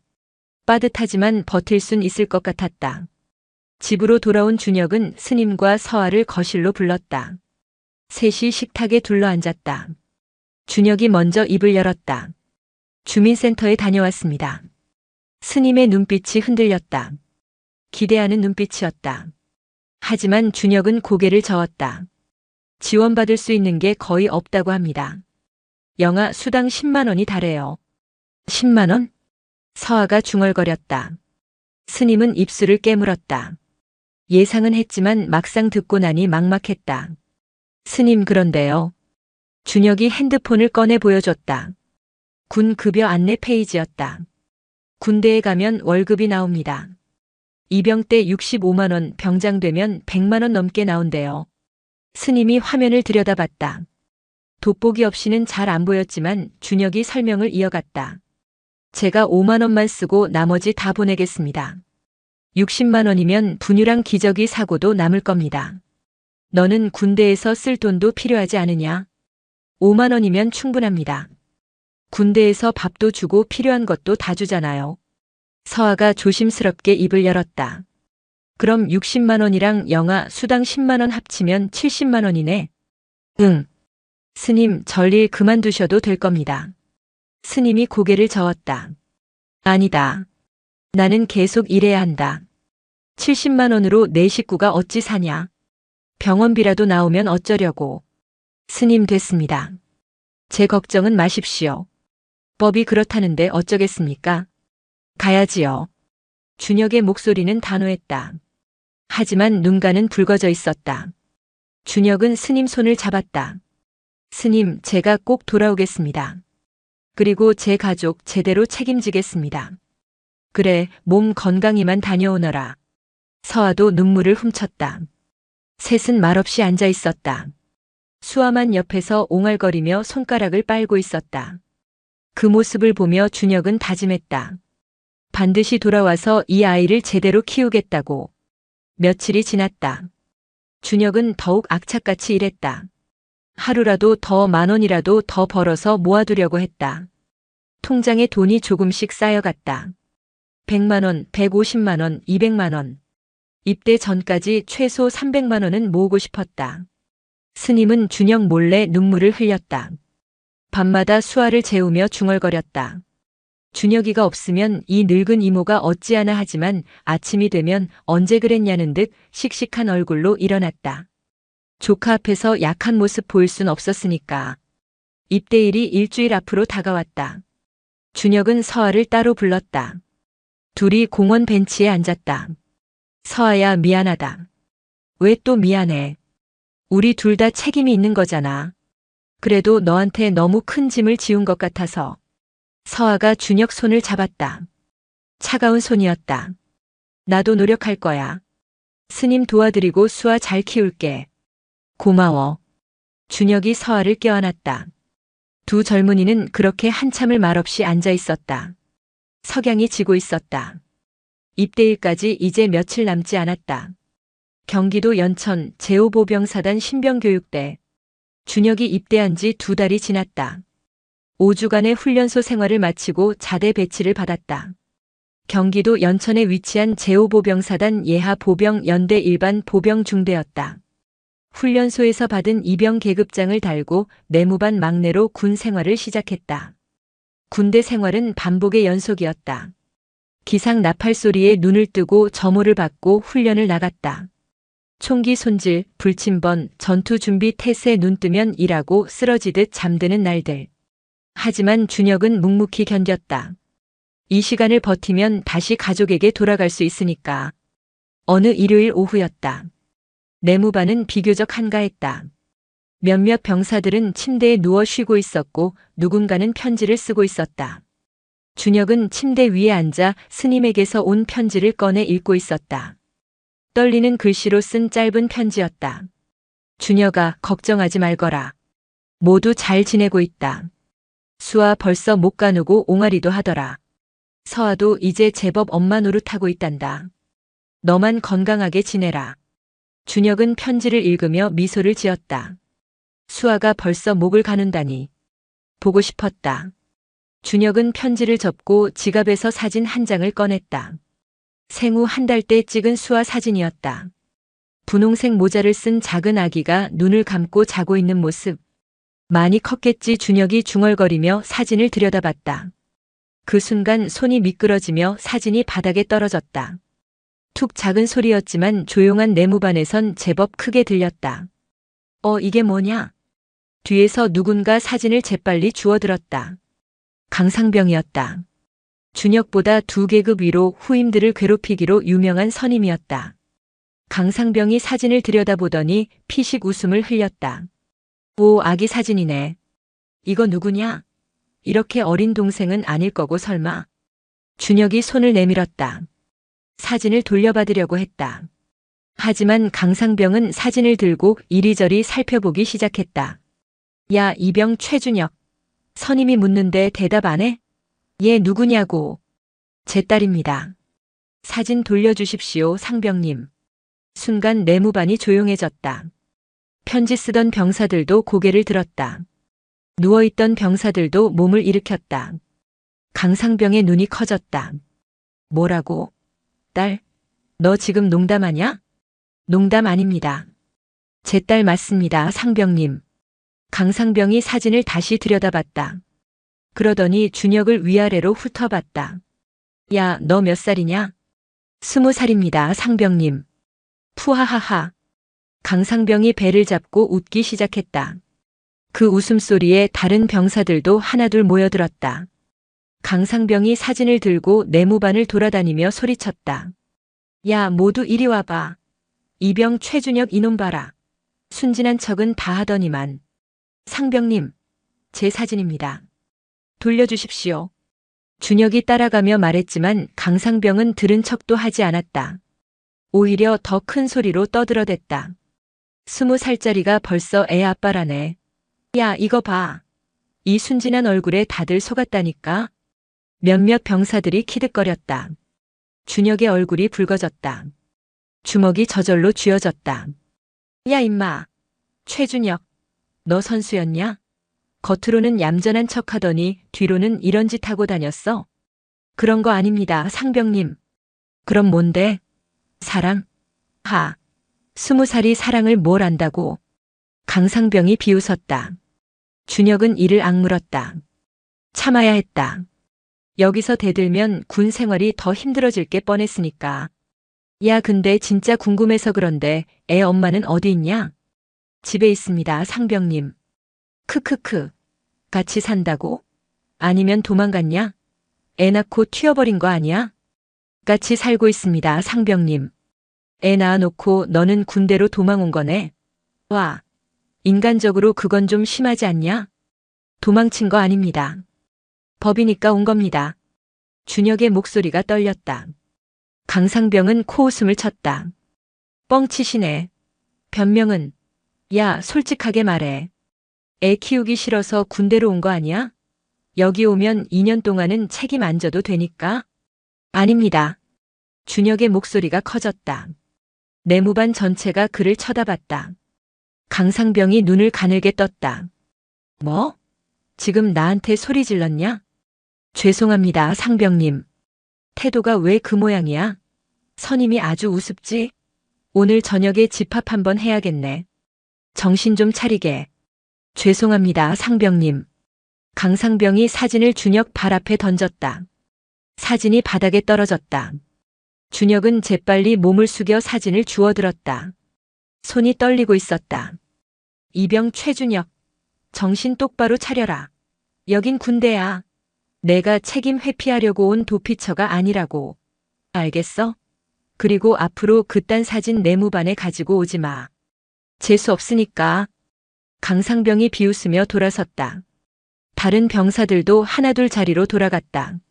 누군가 작게 수군거리는 소리가 들렸다. 준혁은 그 자리에 그대로 서 있었다. 사진을 꽉 쥔 손이 파르르 떨렸다. 온몸에 힘을 주지 않으면 주저앉을 것 같았다. 눈물이 날 것 같았지만 참았다. 여기서 울면 더 조롱당할 게 뻔했으니까. 준혁은 조용히 침대로 돌아가 사진을 지갑 깊숙이 넣었다. 다시는 꺼내지 않으려고. 스님 편지도 접어서 서랍 깊은 곳에 밀어 넣었다. 그리고 침대에 누웠다. 천장을 바라보며 이를 악물었다. 참자. 그냥 참는 거야. 하지만 강상병의 말들이 계속 머릿속에 맴돌았다. 도망친 거지, 책임 회피, 그 말들이 가슴에 비수처럼 꽂혔다. 준혁은 눈을 감았다. 수아 얼굴이 떠올랐다. 스님의 주름진 손도, 서아의 불안한 눈빛도. 미안해. 정말 미안해. 그날 이후로 강상병은 틈만 나면 준혁을 건드렸다. 작업할 때마다 제일 힘든 일을 시켰고 청소할 때도 유독 준혁에게만 까다롭게 굴었다. 그리고 다른 병사들 앞에서 또 그 얘기를 꺼냈다. 야, 이병 최준혁. 애는 잘 크고 있냐? 준혁은 대답하지 않았다. 그냥 묵묵히 시키는 일만 했다. 참는 게 최선이었으니까. 하지만 밤마다 침대에 누우면 눈물이 났다. 소리 내지 않고 이불을 뒤집어 쓴 채 조용히 울었다. 하지만 준혁은 몰랐다. 바로 그날 집에서 일어날 일을. 그리고 그 일이 자신의 삶을 완전히 바꿔놓을 거라는 것을. 그날 오후 서울의 낡은 다세대 주택. 혜민 스님은 절의 공양주 일을 마치고 돌아왔고 서아는 집에 혼자 있었다. 수아는 곤히 낮잠을 자고 있었다. 좁은 방 안 서아는 무의식적으로 핸드폰을 들여다보고 있었다. SNS 피드에는 친구들의 반짝이는 일상이 가득했다. 벚꽃이 만개한 캠퍼스에서 찍은 셀카, 새로 산 옷을 자랑하는 쇼핑몰 인증샷, 시끌벅적한 대학 축제 사진들, 모두 같은 20살인데 친구들의 삶은 다른 행성에 있는 것처럼 멀게만 느껴졌다. 화면을 스크롤하던 서아의 손가락이 멈췄다. 고등학교 동창 미나가 올린 사진이었다. 사진 속 미나는 가장 친한 친구였던 유나와 함께 환하게 웃고 있었다. 서아가 임신한 사실을 알게 된 후 그들은 서서히 멀어졌다. 처음엔 축하한다고 했지만 연락은 뜸해졌고 이제는 그들만의 세상에서 서아는 완벽히 지워진 존재가 되었다. 서아의 눈에서 눈물이 주르륵 흘러내렸다. 핸드폰을 내려놓고 창밖을 바라봤다. 맑은 봄 하늘 아래 세상은 온통 푸르렀다. 20살이 누려야 할 청춘의 계절. 하지만 서아는 이 좁은 방 안에 갇혀 있었다. 옆에서 수아가 잠꼬대를 했다. 서아는 아기를 내려다봤다. 작고 여린 생명체. 사랑스러웠지만 동시에 숨막히게 버거웠다. 이 아이 때문에 자신의 청춘을 통째로 잃어버렸다는 생각이 들 때마다 죄책감에 시달렸다. 엄마가 되고 싶었지만 아직 엄마가 될 준비는 되어 있지 않았다. 답답해. 서아가 중얼거렸다. 사방의 벽이 점점 자신을 좁혀오는 것 같았다. 숨이 막혔다. 밖에 나가고 싶었다. 단 1시간이라도 이 답답함에서 벗어나고 싶었다. 서아는 핸드폰을 들고 미나에게 메시지를 보냈다. 미나야, 오늘 시간 있어? 잠깐만 보고 싶어서. 답장은 금방 왔다. 서아야, 오랜만이다. 나 지금 유나랑 강남역 카페에 있어. 올래? 서아의 가슴이 뛰었다. 친구를 만날 수 있다니. 그것만으로도 숨통이 트이는 것 같았다. 하지만 수아가 문제였다. 서아는 잠든 아기를 내려다봤다. 천사 같은 얼굴. 스님 오시면 1시간만 다녀와야지. 서아는 재빨리 옷을 갈아입었다. 거울을 보니 초췌한 얼굴이 보였다. 화장을 했다. 오랜만에 립스틱도 발랐다. 거울 속 자신이 조금은 예전의 이서아 같아 보였다. 1시간 뒤 스님이 돌아왔다. 허리를 구부정하게 하고 현관문을 열었다. 서아는 스님을 맞으며 말했다. 스님, 제가 잠깐만 밖에 좀 다녀올게요. 친구 만나기로 해서요. 스님은 수아를 보며 고개를 끄덕였다. 그래, 다녀오렴. 너무 늦지는 말고. 네. 1시간만요. 서아는 서둘러 집을 나섰다. 계단을 내려가는 발걸음이 구름 위를 걷는 듯 가벼웠다. 오랜만에 느끼는 자유였다. 카페 안 유리창 너머로 미나와 유나가 보였다. 둘이 웃으며 얘기하고 있었다. 서아야, 오랜만이다 진짜. 친구들이 반가워했다. 서아도 웃으며 자리에 앉았다. 커피를 주문하고 얘기를 나눴다. 처음엔 좋았다. 친구들과 웃고 떠드는 게 얼마만인지 몰랐다. 하지만 점점 대화가 어긋나기 시작했다. 친구들은 대학 얘기, 동아리 얘기, 남자친구 얘기를 했다. 서아는 끼어들 틈이 없었다. 할 수 있는 얘기가 없었다.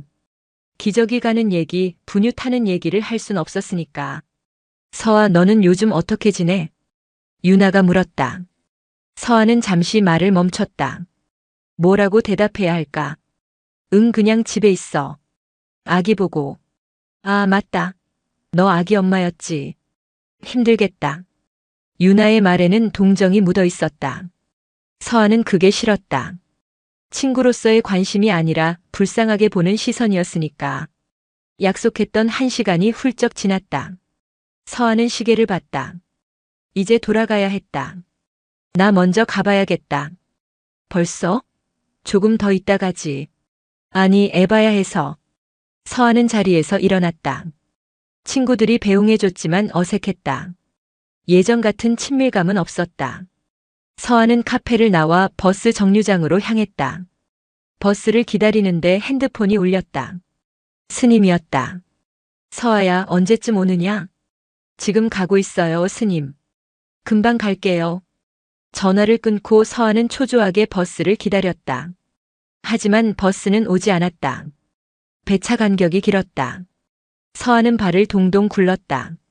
핸드폰을 보니 벌써 2시간이 지나 있었다.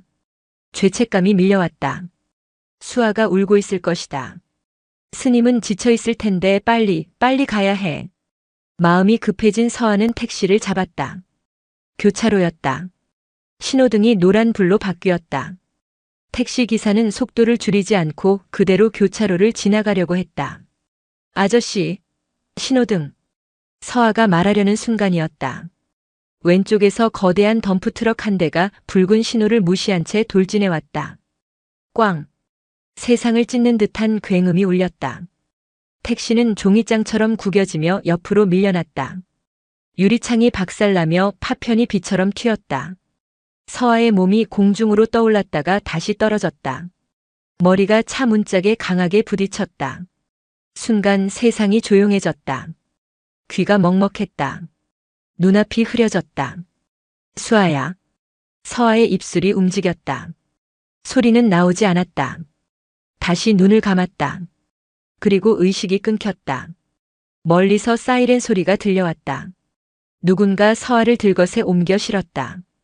병원으로 향하는 구급차 안 서아는 미동도 없었다. 머리에서 흐르는 피가 하얀 시트를 붉게 물들였다. 대학병원 응급실. 의사들이 서아를 받았다. 재빨리 검사를 시작했다.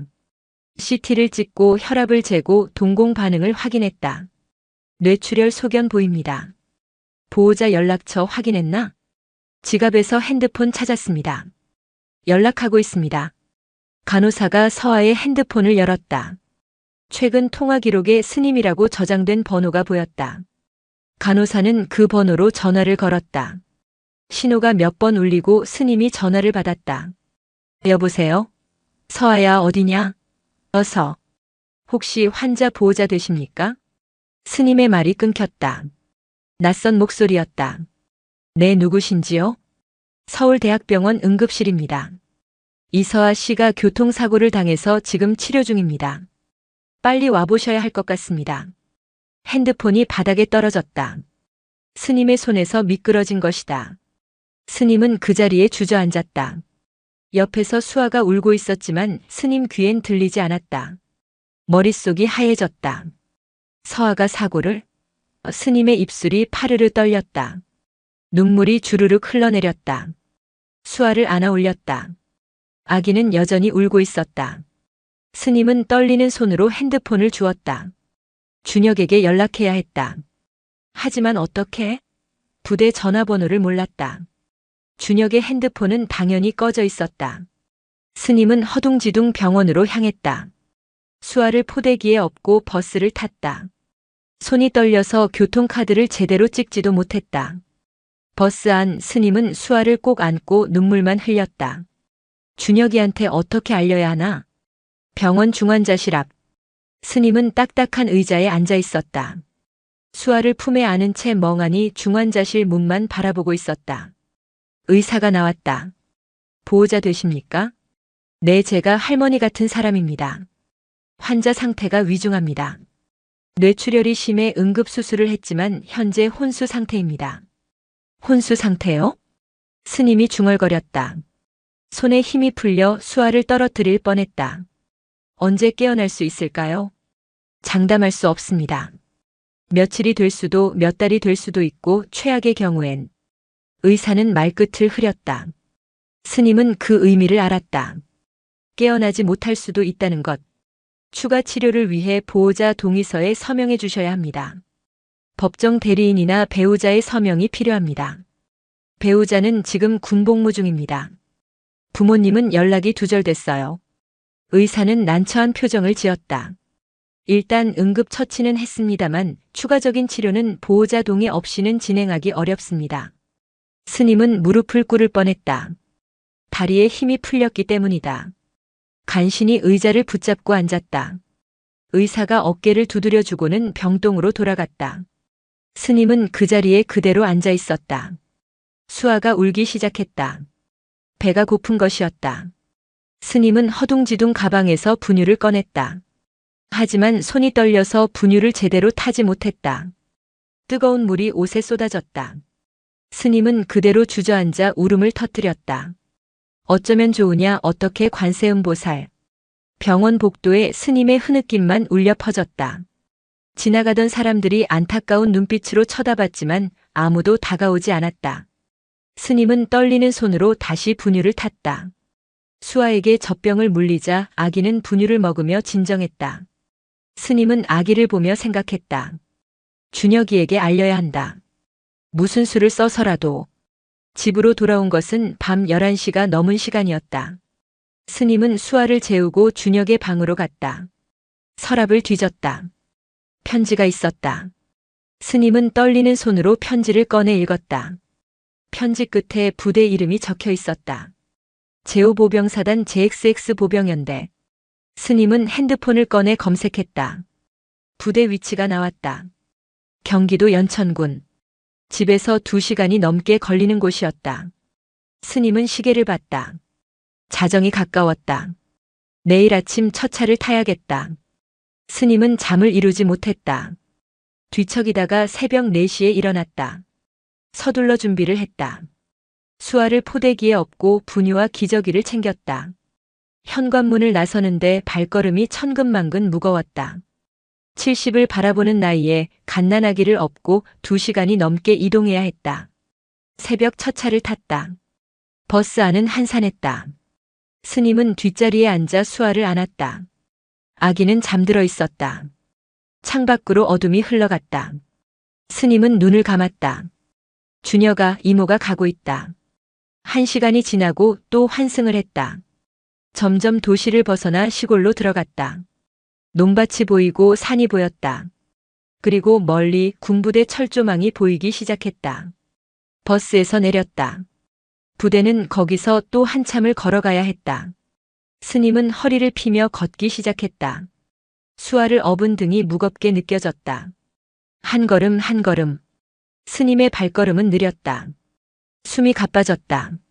하지만 멈추지 않았다. 준혁을 만나야 했으니까.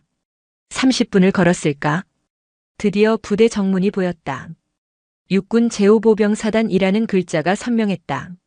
철조망 너머로 초소가 보였다. 스님은 가까스로 정문 앞에 도착했다. 다리가 후들거렸다. 숨을 헐떡이며 초소를 바라봤다.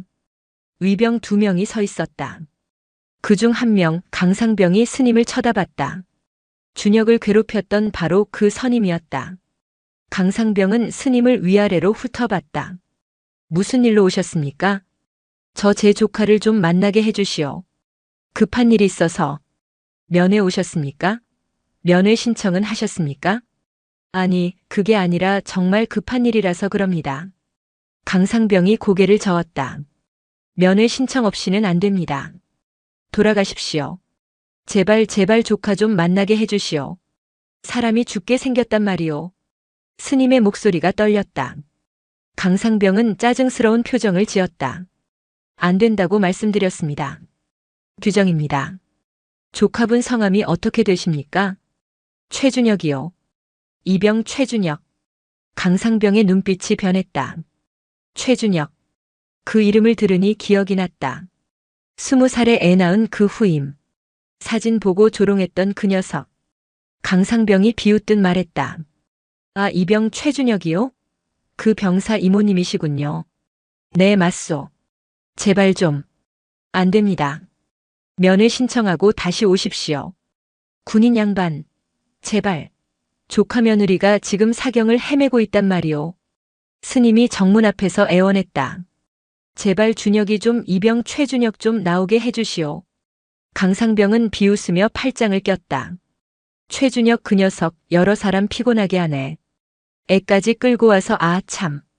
스님이시라고 했나? 스님께서 속세에 미련을 못 버리시고 여기까지 와서 폐를 끼치십니까? 스님의 목소리가 떨렸다. 눈물이 주르륵 흘러내렸다. 그 순간 포대기 속 수아가 목이 터져라 울기 시작했다. 으앙, 으앙. 강상병은 짜증스럽게 고개를 저으며 말했다. 애 좀 조용히 시키십시오. 여기가 무슨 놀이방입니까? 스님, 군대가 어디 집 앞마당인 줄 아십니까? 여긴 군부대라고요. 아무나 들락날락하는 곳이 아니라고요. 그리고는 씩 웃으며 덧붙였다. 어휴, 최준혁 그놈 원래 한심하다 했더니 집안 꼴 보니까 딱 답 나오네. 그래도 나라 지킨다고 여기 끌려왔는데 스님까지 나서서 민폐 끼치러 오셨습니까? 스님은 그 어떤 말도 들리지 않았다.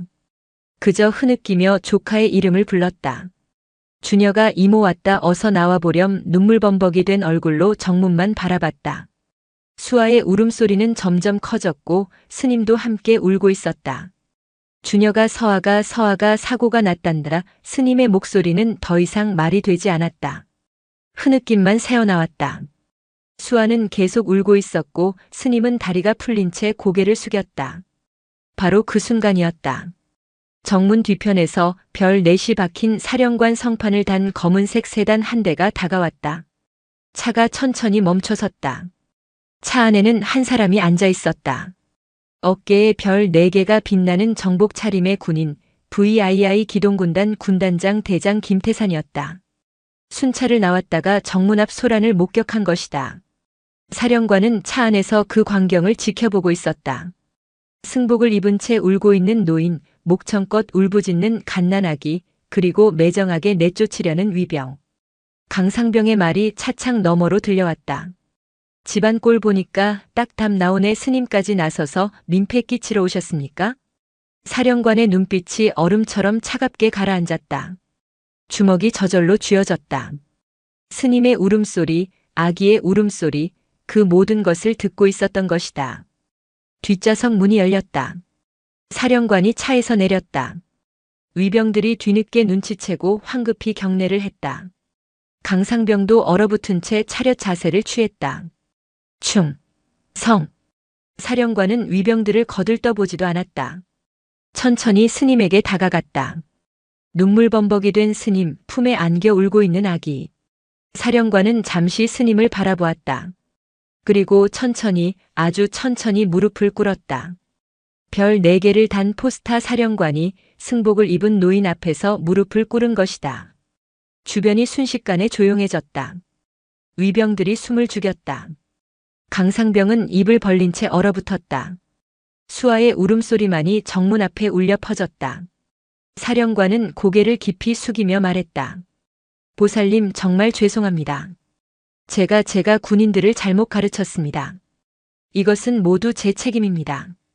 스님은 떨리는 손으로 입을 가렸다. 이게 무슨 일인지 이해가 되지 않았다. 장군이, 그것도 별 4개나 단 높으신 분이 자기 앞에서 무릎을 꿇다니. 아, 아닙니다. 어서 일어나십시오. 스님이 황급히 말했지만 사령관은 고개를 들지 않았다. 아닙니다, 보살님. 우리가 지켜야 할 국민을 정문 앞에서 이렇게 만들었습니다. 제 불찰입니다. 사령관이 천천히 고개를 들었다. 스님을 똑바로 바라봤다. 사령관의 눈빛엔 진심이 담겨 있었다. 우리가 군복을 입은 이유가 무엇인가? 사령관이 주변 병사들을 향해 물었다. 목소리는 낮았지만 그 안에 담긴 분노는 모두를 얼어붙게 했다. 아무도 대답하지 못했다. 국민을 지키기 위해서다. 그런데 오늘 우리는 무엇을 했나? 사령관의 시선이 강상병에게로 향했다. 강상병은 온몸이 굳어 있었다. 얼굴이 새하얗게 질려 있었다. 상병, 충충성, 상병 강동원. 강상병이 떨리는 목소리로 대답했다. 사령관은 천천히 일어났다. 그리고 강상병 앞으로 다가갔다. 자네는 오늘 무엇을 지켰나? 규정을 지켰나 아니면 국민을 지켰나? 강상병은 입술을 떨었다. 대답할 수 없었다. 저 보살님께서 왜 여기까지 오셨는지 생각해봤나? 저 아기를 업고 몇 시간을 걸어오셨을지 상상이나 해봤는가? 죄송합니다. 죄송하다고? 자네가 한 말 기억하나? 집안 꼴 보니까 답 나온다. 민폐 끼치러 왔다. 이것이 대한민국 군인이 할 말인가? 강상병의 얼굴이 일그러졌다. 눈가가 붉어졌다. 사령관은 한숨을 내쉬며 고개를 저었다. 규정은 사람을 위해 있는 것이다. 사람을 막으려고 있는 게 아니란 말이다. 사령관이 돌아섰다. 다시 스님에게로 다가갔다. 보살님, 어떤 일로 오셨습니까? 사령관이 조심스럽게 물었다. 스님은 떨리는 목소리로 대답했다. 제 조카 최준혁을 만나야 합니다. 조카 며느리가 서아가 사고가 나서. 사고라니요? 교통사고로 혼수 상태입니다. 병원에서 보호자 동의가 필요한데 준혁이밖에 없어서. 스님의 목소리가 끊겼다. 다시 눈물이 흘러내렸다. 사령관의 표정이 굳었다. 혼수 상태 그럼 지금 당장? 내 병원에서 연락이 왔는데 준혁이한테 알릴 방법이 없어서 그래서 이렇게. 사령관은 즉시 옆에 서 있던 부관에게 지시했다. 당장 이병 최준혁 정문으로 데려오도록. 지금 당장. 충성. 부관이 달려갔다. 사령관은 스님을 대기실로 안내했다. 보살님, 이쪽으로 오시지요. 앉으셔야 합니다. 아니요, 괜찮습니다. 아닙니다. 얼마나 힘드셨습니까? 이리 오십시오. 사령관이 스님을 부축했다. 대기실로 들어가 스님을 의자에 앉혔다. 부관에게 따뜻한 물을 가져오라고 지시했다. 스님은 그제야 힘이 풀린 듯 의자에 주저앉았다. 10분이 지났을까? 멀리서 뛰어오는 소리가 들렸다. 준혁이었다. 얼굴이 새하얗게 질린 채 정문을 향해 달려오고 있었다. 스님! 준혁이 소리쳤다. 대기실로 뛰어들어온 그는 스님을 보자마자 그 앞에 무릎을 꿇었다. 스님, 무슨 일이십니까? 왜 여기까지 오셨습니까? 수아는 왜? 말을 잇지 못하고 준혁은 품에 안긴 아기와 스님의 눈물 젖은 얼굴을 번갈아 쳐다봤다. 최악의 상상들이 머릿속을 스쳐 지나갔다. 준혁아, 서아가. 스님이 흐느끼며 말했다. 준혁의 얼굴이 더욱 창백해졌다. 심장이 바닥으로 곤두박질 치는 것 같았다. 서아가 왜요? 무슨 일인데요, 스님? 교통사고가 났단다. 지금 혼수 상태야. 혼수 상태. 그 단어가 준혁의 귓가에 비수처럼 박혔다. 세상이 빙글 돌았다. 준혁의 몸이 휘청거렸다. 그는 벽을 짚고 겨우 중심을 잡았다. 입술이 파르르 떨렸다. 혼수 상태라니요? 그게 무슨? 병원에서 보호자 동의가 필요하다고 한다. 내가 가야 한다고. 준혁은 고개를 돌려 사령관을 보았다. 사령관은 이미 모든 상황을 파악하고 있었다. 그의 무겁고 강직한 시선이 준혁에게 향했다. 이병 최준혁. 사령관의 낮고 힘있는 목소리가 대기실을 울렸다. 준혁은 반사적으로 몸을 고추 세우고 차렷 자세를 취했다. 군인으로서의 본능이었다. 이병 최준혁. 지금부터 자네에게 10일간의 청원 휴가를 명한다. 아니, 잠시. 사령관은 잠시 말을 끊고 생각에 잠겼다. 그의 미간에 깊은 주름이 잡혔다.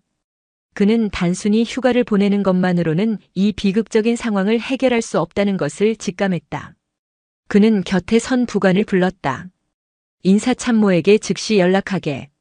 이병 최준혁 상근 예비역 전환을 긴급히 검토하라고 지시하게. 예? 사령관님, 상근 예비역 전환 말입니까? 부관이 놀라 되물었다.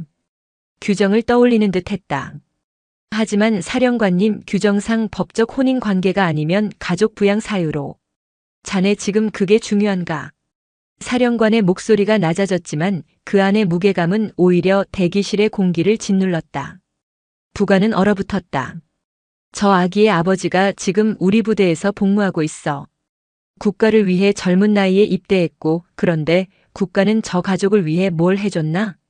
규정이 현실을 못 따라가면 우리가 현실에 맞게 길을 터줘야 하는 것이다. 그게 우리가 할 일이다. 이것은 사령관의 명령이다. 당장 처리하도록. 사령관이 단호하게 말했다.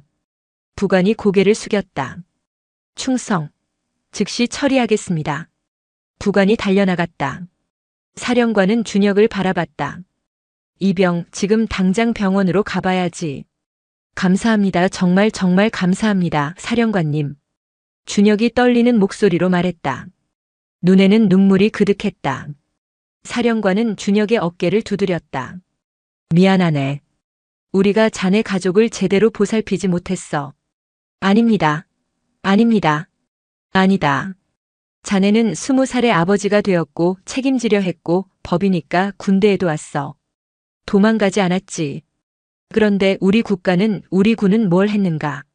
사령관이 스님을 바라봤다. 보살님, 제가 차량을 지원하겠습니다.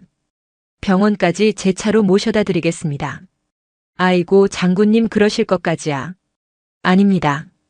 이것은 국가가 당연히 해야 할 의무입니다. 사령관이 밖으로 나가 운전병을 불렀다. 곧 사령관의 검은색 세단이 정문 앞에 섰다. 사령관이 직접 스님을 부축해서 차에 태웠다. 준혁도 함께 탔다. 스님에게서 수화를 건네받아 품에 안았다. 차가 출발하기 전 사령관이 차창 너머 준혁에게 말했다. 이병, 가족 잘 챙기게. 상근으로 전환되면 집에서 출퇴근하면서 아내 병간호하고 아기도 돌볼 수 있을 걸세. 사령관님. 됐다. 자네가 할 일은 가족을 지키는 거야. 나라를 지키는 건 우리가 할 테니. 준혁은 차창 너머로 거수 경례를 했다. 사령관도 경례로 답했다. 차가 천천히 출발했다. 사령관은 그 차가 멀어질 때까지 자리를 지키고 서 있었다. 그리고 돌아서서 여전히 정문에서 얼어붙어 있는 강상병을 보았다. 상병, 충, 성. 자네 오늘 뭘 배웠나? 강상병의 입술이 떨렸다. 대답이 나오지 않았다. 규정도 중요하다. 하지만 그 규정이 누구를 위한 것인지 잊지 말게. 우리는 국민을 위해 존재하는 것이다. 명심하겠나? 명심하겠습니다. 그리고 앞으로 일주일간 정문 근무를 서면서 생각해보게. 자네가 정말 지켜야 할 것이 무엇인지. 충성. 사령관이 부대 안으로 들어갔다. 강상병은 그 자리에 그대로 서 있었다. 고개를 떨구고 주먹을 쥔 채 오늘 자신이 한 일들이 파노라마처럼 스쳐 지나갔다. 스님을 내쫓으려 했던 것, 집안을 비웃었던 것, 민폐라고 했던 것. 강상병의 눈에서 뜨거운 눈물 한 방울이 떨어졌다.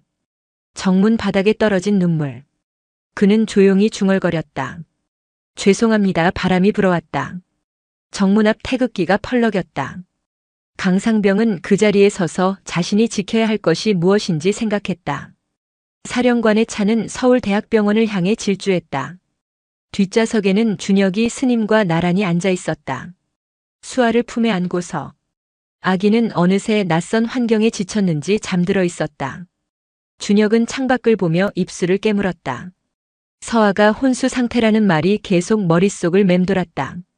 제발 깨어만 있어줘. 서아야. 준혁의 기도 같은 바람이었다. 스님은 준혁의 손을 꼭 잡았다. 손은 차가웠지만 그 안에 담긴 온기는 뜨거웠다. 1시간쯤 지났을까? 차가 병원 응급실 앞에 멈춰섰다. 준혁이 서둘러 내렸다. 스님도 천천히 내렸다. 운전병이 경례를 했다. 무사히 다녀오십시오. 준혁은 고개를 숙여 인사했다. 그리고 스님과 함께 응급실로 뛰어들어갔다. 안내데스크에서 이서아의 이름을 말했다. 간호사가 차트를 확인하더니 중환자실을 가리켰다. 3층 중환자실입니다. 보호자 되십니까? 네. 제가 남편입니다. 준혁의 대답에 간호사가 고개를 끄덕였다. 법적으로는 배우자가 아니었지만 지금은 그런 게 중요하지 않았다. 준혁은 엘리베이터를 타고 3층으로 올라갔다. 중환자실 앞이었다. 의사가 나왔다. 준혁을 보더니 다가왔다. 환자 보호자 되십니까? 네, 이서아 남편입니다. 환자 상태가 심각합니다. 뇌출혈로 응급수술을 했는데 아직 의식이 돌아오지 않았습니다. 추가 치료를 위해 보호자 동의가 필요합니다. 의사가 서류를 내밀었다. 준혁은 떨리는 손으로 펜을 받았다. 서명란을 보는데 눈앞이 흐려졌다. 눈물이 떨어질 것 같았지만 참았다. 지금은 울 때가 아니었다. 여기 서명하면 됩니까? 네, 그리고 이쪽에도. 준혁은 서류 3장에 자신의 이름을 꾹꾹 눌러 썼다. 의사가 서류를 받아들고는 말했다. 최선을 다하겠습니다. 환자를 믿으십시오. 감사합니다. 의사가 들어갔다. 준혁은 중환자실 문 앞에 섰다. 유리창 너머로 서아가 보였다. 침대에 누워있는 서아. 온몸에 선이 어지럽게 연결되어 있었다. 산소 마스크를 쓴 얼굴은 밀랍처럼 창백했다. 서아야. 준혁이 유리창에 손을 댔다. 차가운 감촉이 심장까지 파고드는 것 같았다. 들어갈 수 없었다. 중환자실은 정해진 면회 시간에만 출입이 가능했다. 준혁은 그 자리에 서서 서아를 바라봤다. 얼마나 시간이 흘렀는지 몰랐다. 스님이 옆에서 준혁의 어깨를 두드렸다. 준혁아, 서아는 깨어날 게다. 부처님께서 보살펴 주실 것이야. 기다려야 한다. 네, 스님. 준혁은 고개를 끄덕였다. 하지만 참았던 눈물이 뺨을 타고 흘러내리고 있었다. 스님도 함께 울었다. 두 사람은 중환자실 앞에서 한참을 서 있었다. 일주일이 지났다. 서아의 상태는 여전했다. 의식이 돌아오지 않았다. 하지만 생명은 유지되고 있었다. 의사는 희망을 잃지 말라고 했다. 언제든 깨어날 수 있다고. 그동안 준혁에게는 큰 변화가 있었다. 상근 예비역 전환 절차가 사령관의 지시로 기적처럼 빠르게 진행된 것이다. 보통 몇 달 걸리는 일이 일주일 만에 처리되었다. 준혁은 연천의 부대가 아닌 집에서 가까운 서울 용산구 예비군 동대로 소속이 변경되었다. 아침에 동대로 출근해 근무하고 저녁엔 집으로 돌아올 수 있게 된 것이다. 퇴근 후엔 곧장 병원으로 향했다. 매일같이 중환자실 앞에서 서아를 바라봤다. 서아야, 나왔어. 오늘도 잘 버텼지? 수아도 잘 크고 있어. 스님이 잘 돌봐주고 계셔. 너도 힘내. 꼭 깨어나야 한다. 준혁은 매일 같은 말을 했다. 서아가 들을 수 있을 거라 믿으며. 의사는 혼수 상태 환자에게 말을 거는 것이 도움이 된다고 했다. 준혁은 하루도 빠짐없이 병원을 찾았다. 한 달이 지났다. 준혁은 이제 집에서 수아를 돌보는데도 익숙해졌다. 기저귀 가는 것, 분유 타는 것, 목욕시키는 것. 처음엔 서툴렀지만 이젠 스님 못지않았다. 스님은 그런 준혁을 보며 대견해했다. 준혁아, 이제 진짜 아빠 같구나. 스님 죄송합니다. 이제야. 됐다. 내가 이렇게 변한 게 어디냐. 스님은 준혁의 머리를 쓰다듬었다. 스님 품에 안긴 수아가 옹알거렸다. 준혁은 딸을 안아 올렸다. 수아가 까르르 웃었다. 아빠가 지킬게. 너랑 엄마 둘 다. 준혁의 다짐이었다. 수아는 아빠 얼굴을 조망만 한 손으로 만지작거렸다. 준혁은 딸을 꼭 안았다. 그리고 또 한 달이 지났다. 어느 날 아침이었다. 준혁은 출근 전 병원에 들렀다. 늘 그랬듯이 중환자실 앞에 섰다. 그런데 뭔가 달랐다. 간호사들이 분주하게 움직이고 있었다. 준혁의 가슴이 철렁 내려앉았다. 혹시 무슨 일이? 그때 의사가 나왔다. 준혁을 보더니 미소를 지었다. 보호자분, 좋은 소식입니다. 네. 환자가 깨어났습니다. 준혁의 눈이 커졌다. 귀를 의심했다. 오늘 새벽에 의식이 돌아왔습니다. 아직 완전하지는 않지만 눈을 뜨고 반응하고 있습니다. 정말입니까? 네. 들어가 보시죠. 의사가 문을 열어주었다. 준혁은 떨리는 다리로 중환자실 안으로 들어갔다. 침대 위 서아가 눈을 뜨고 있었다. 고개를 천천히 돌려 준혁을 보았다. 준혁아? 목소리는 약했지만 분명했다. 준혁은 침대 옆으로 달려가 서아의 손을 잡았다. 참았던 눈물이 폭포수처럼 쏟아졌다. 서아야 깨어났구나 정말. 수아는? 수아 잘 있어. 스님이 잘 키우고 계셔. 걱정하지 마. 서아의 눈에서도 눈물이 흘러내렸다. 준혁은 서아의 손을 꼭 쥐었다. 미안해 내가 널 제대로 지켜주지 못해서. 아니야 나도 미안해 나 때문에. 됐어. 이제 다 괜찮아질 거야. 우리 다시 시작하면 돼. 서아가 고개를 끄덕였다. 준혁은 서아의 이마에 입을 맞췄다. 오랜만에 느끼는 평화였다. 석 달이 지났다. 서아는 완전히 회복했다. 병원에서 퇴원해 집으로 돌아왔다. 준혁은 여전히 상근으로 복무 중이었고 저녁이면 집으로 돌아왔다. 가족은 다시 함께였다. 스님, 준혁, 서아 그리고 수아. 네 식구가 좁은 다세대 주택에서 다시 살게 되었다.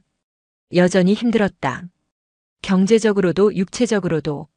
하지만 이제는 달랐다. 함께 있었으니까. 어느 일요일 오후. 준혁은 수아를 안고 거실에 앉아 있었다. 서아는 부엌에서 설거지를 하고 있었고 스님은 소파에서 뜨개질을 하고 있었다. 수아가 옹알거리며 손을 뻗었다. 스님을 향해서. 스님이 미소를 지으며 수아를 안았다. 우리 수아 참 많이 컸구나. 모두 스님 덕분입니다. 준혁이 말했다. 스님은 고개를 저었다. 아니다. 너희들 덕분이지. 너희가 포기하지 않았기 때문이다. 서아가 거실로 나왔다. 준혁 옆에 앉았다. 준혁이 서아의 손을 잡았다. 서아도 준혁의 손을 꼭 쥐었다. 우리 잘할 수 있겠지? 서아가 조심스럽게 물었다. 준혁은 고개를 끄덕였다. 응, 할 수 있어. 우린 함께니까. 스님이 두 사람을 보며 미소 지었다. 창밖으로 따스한 햇살이 들어왔다. 수아가 깔깔 웃었다.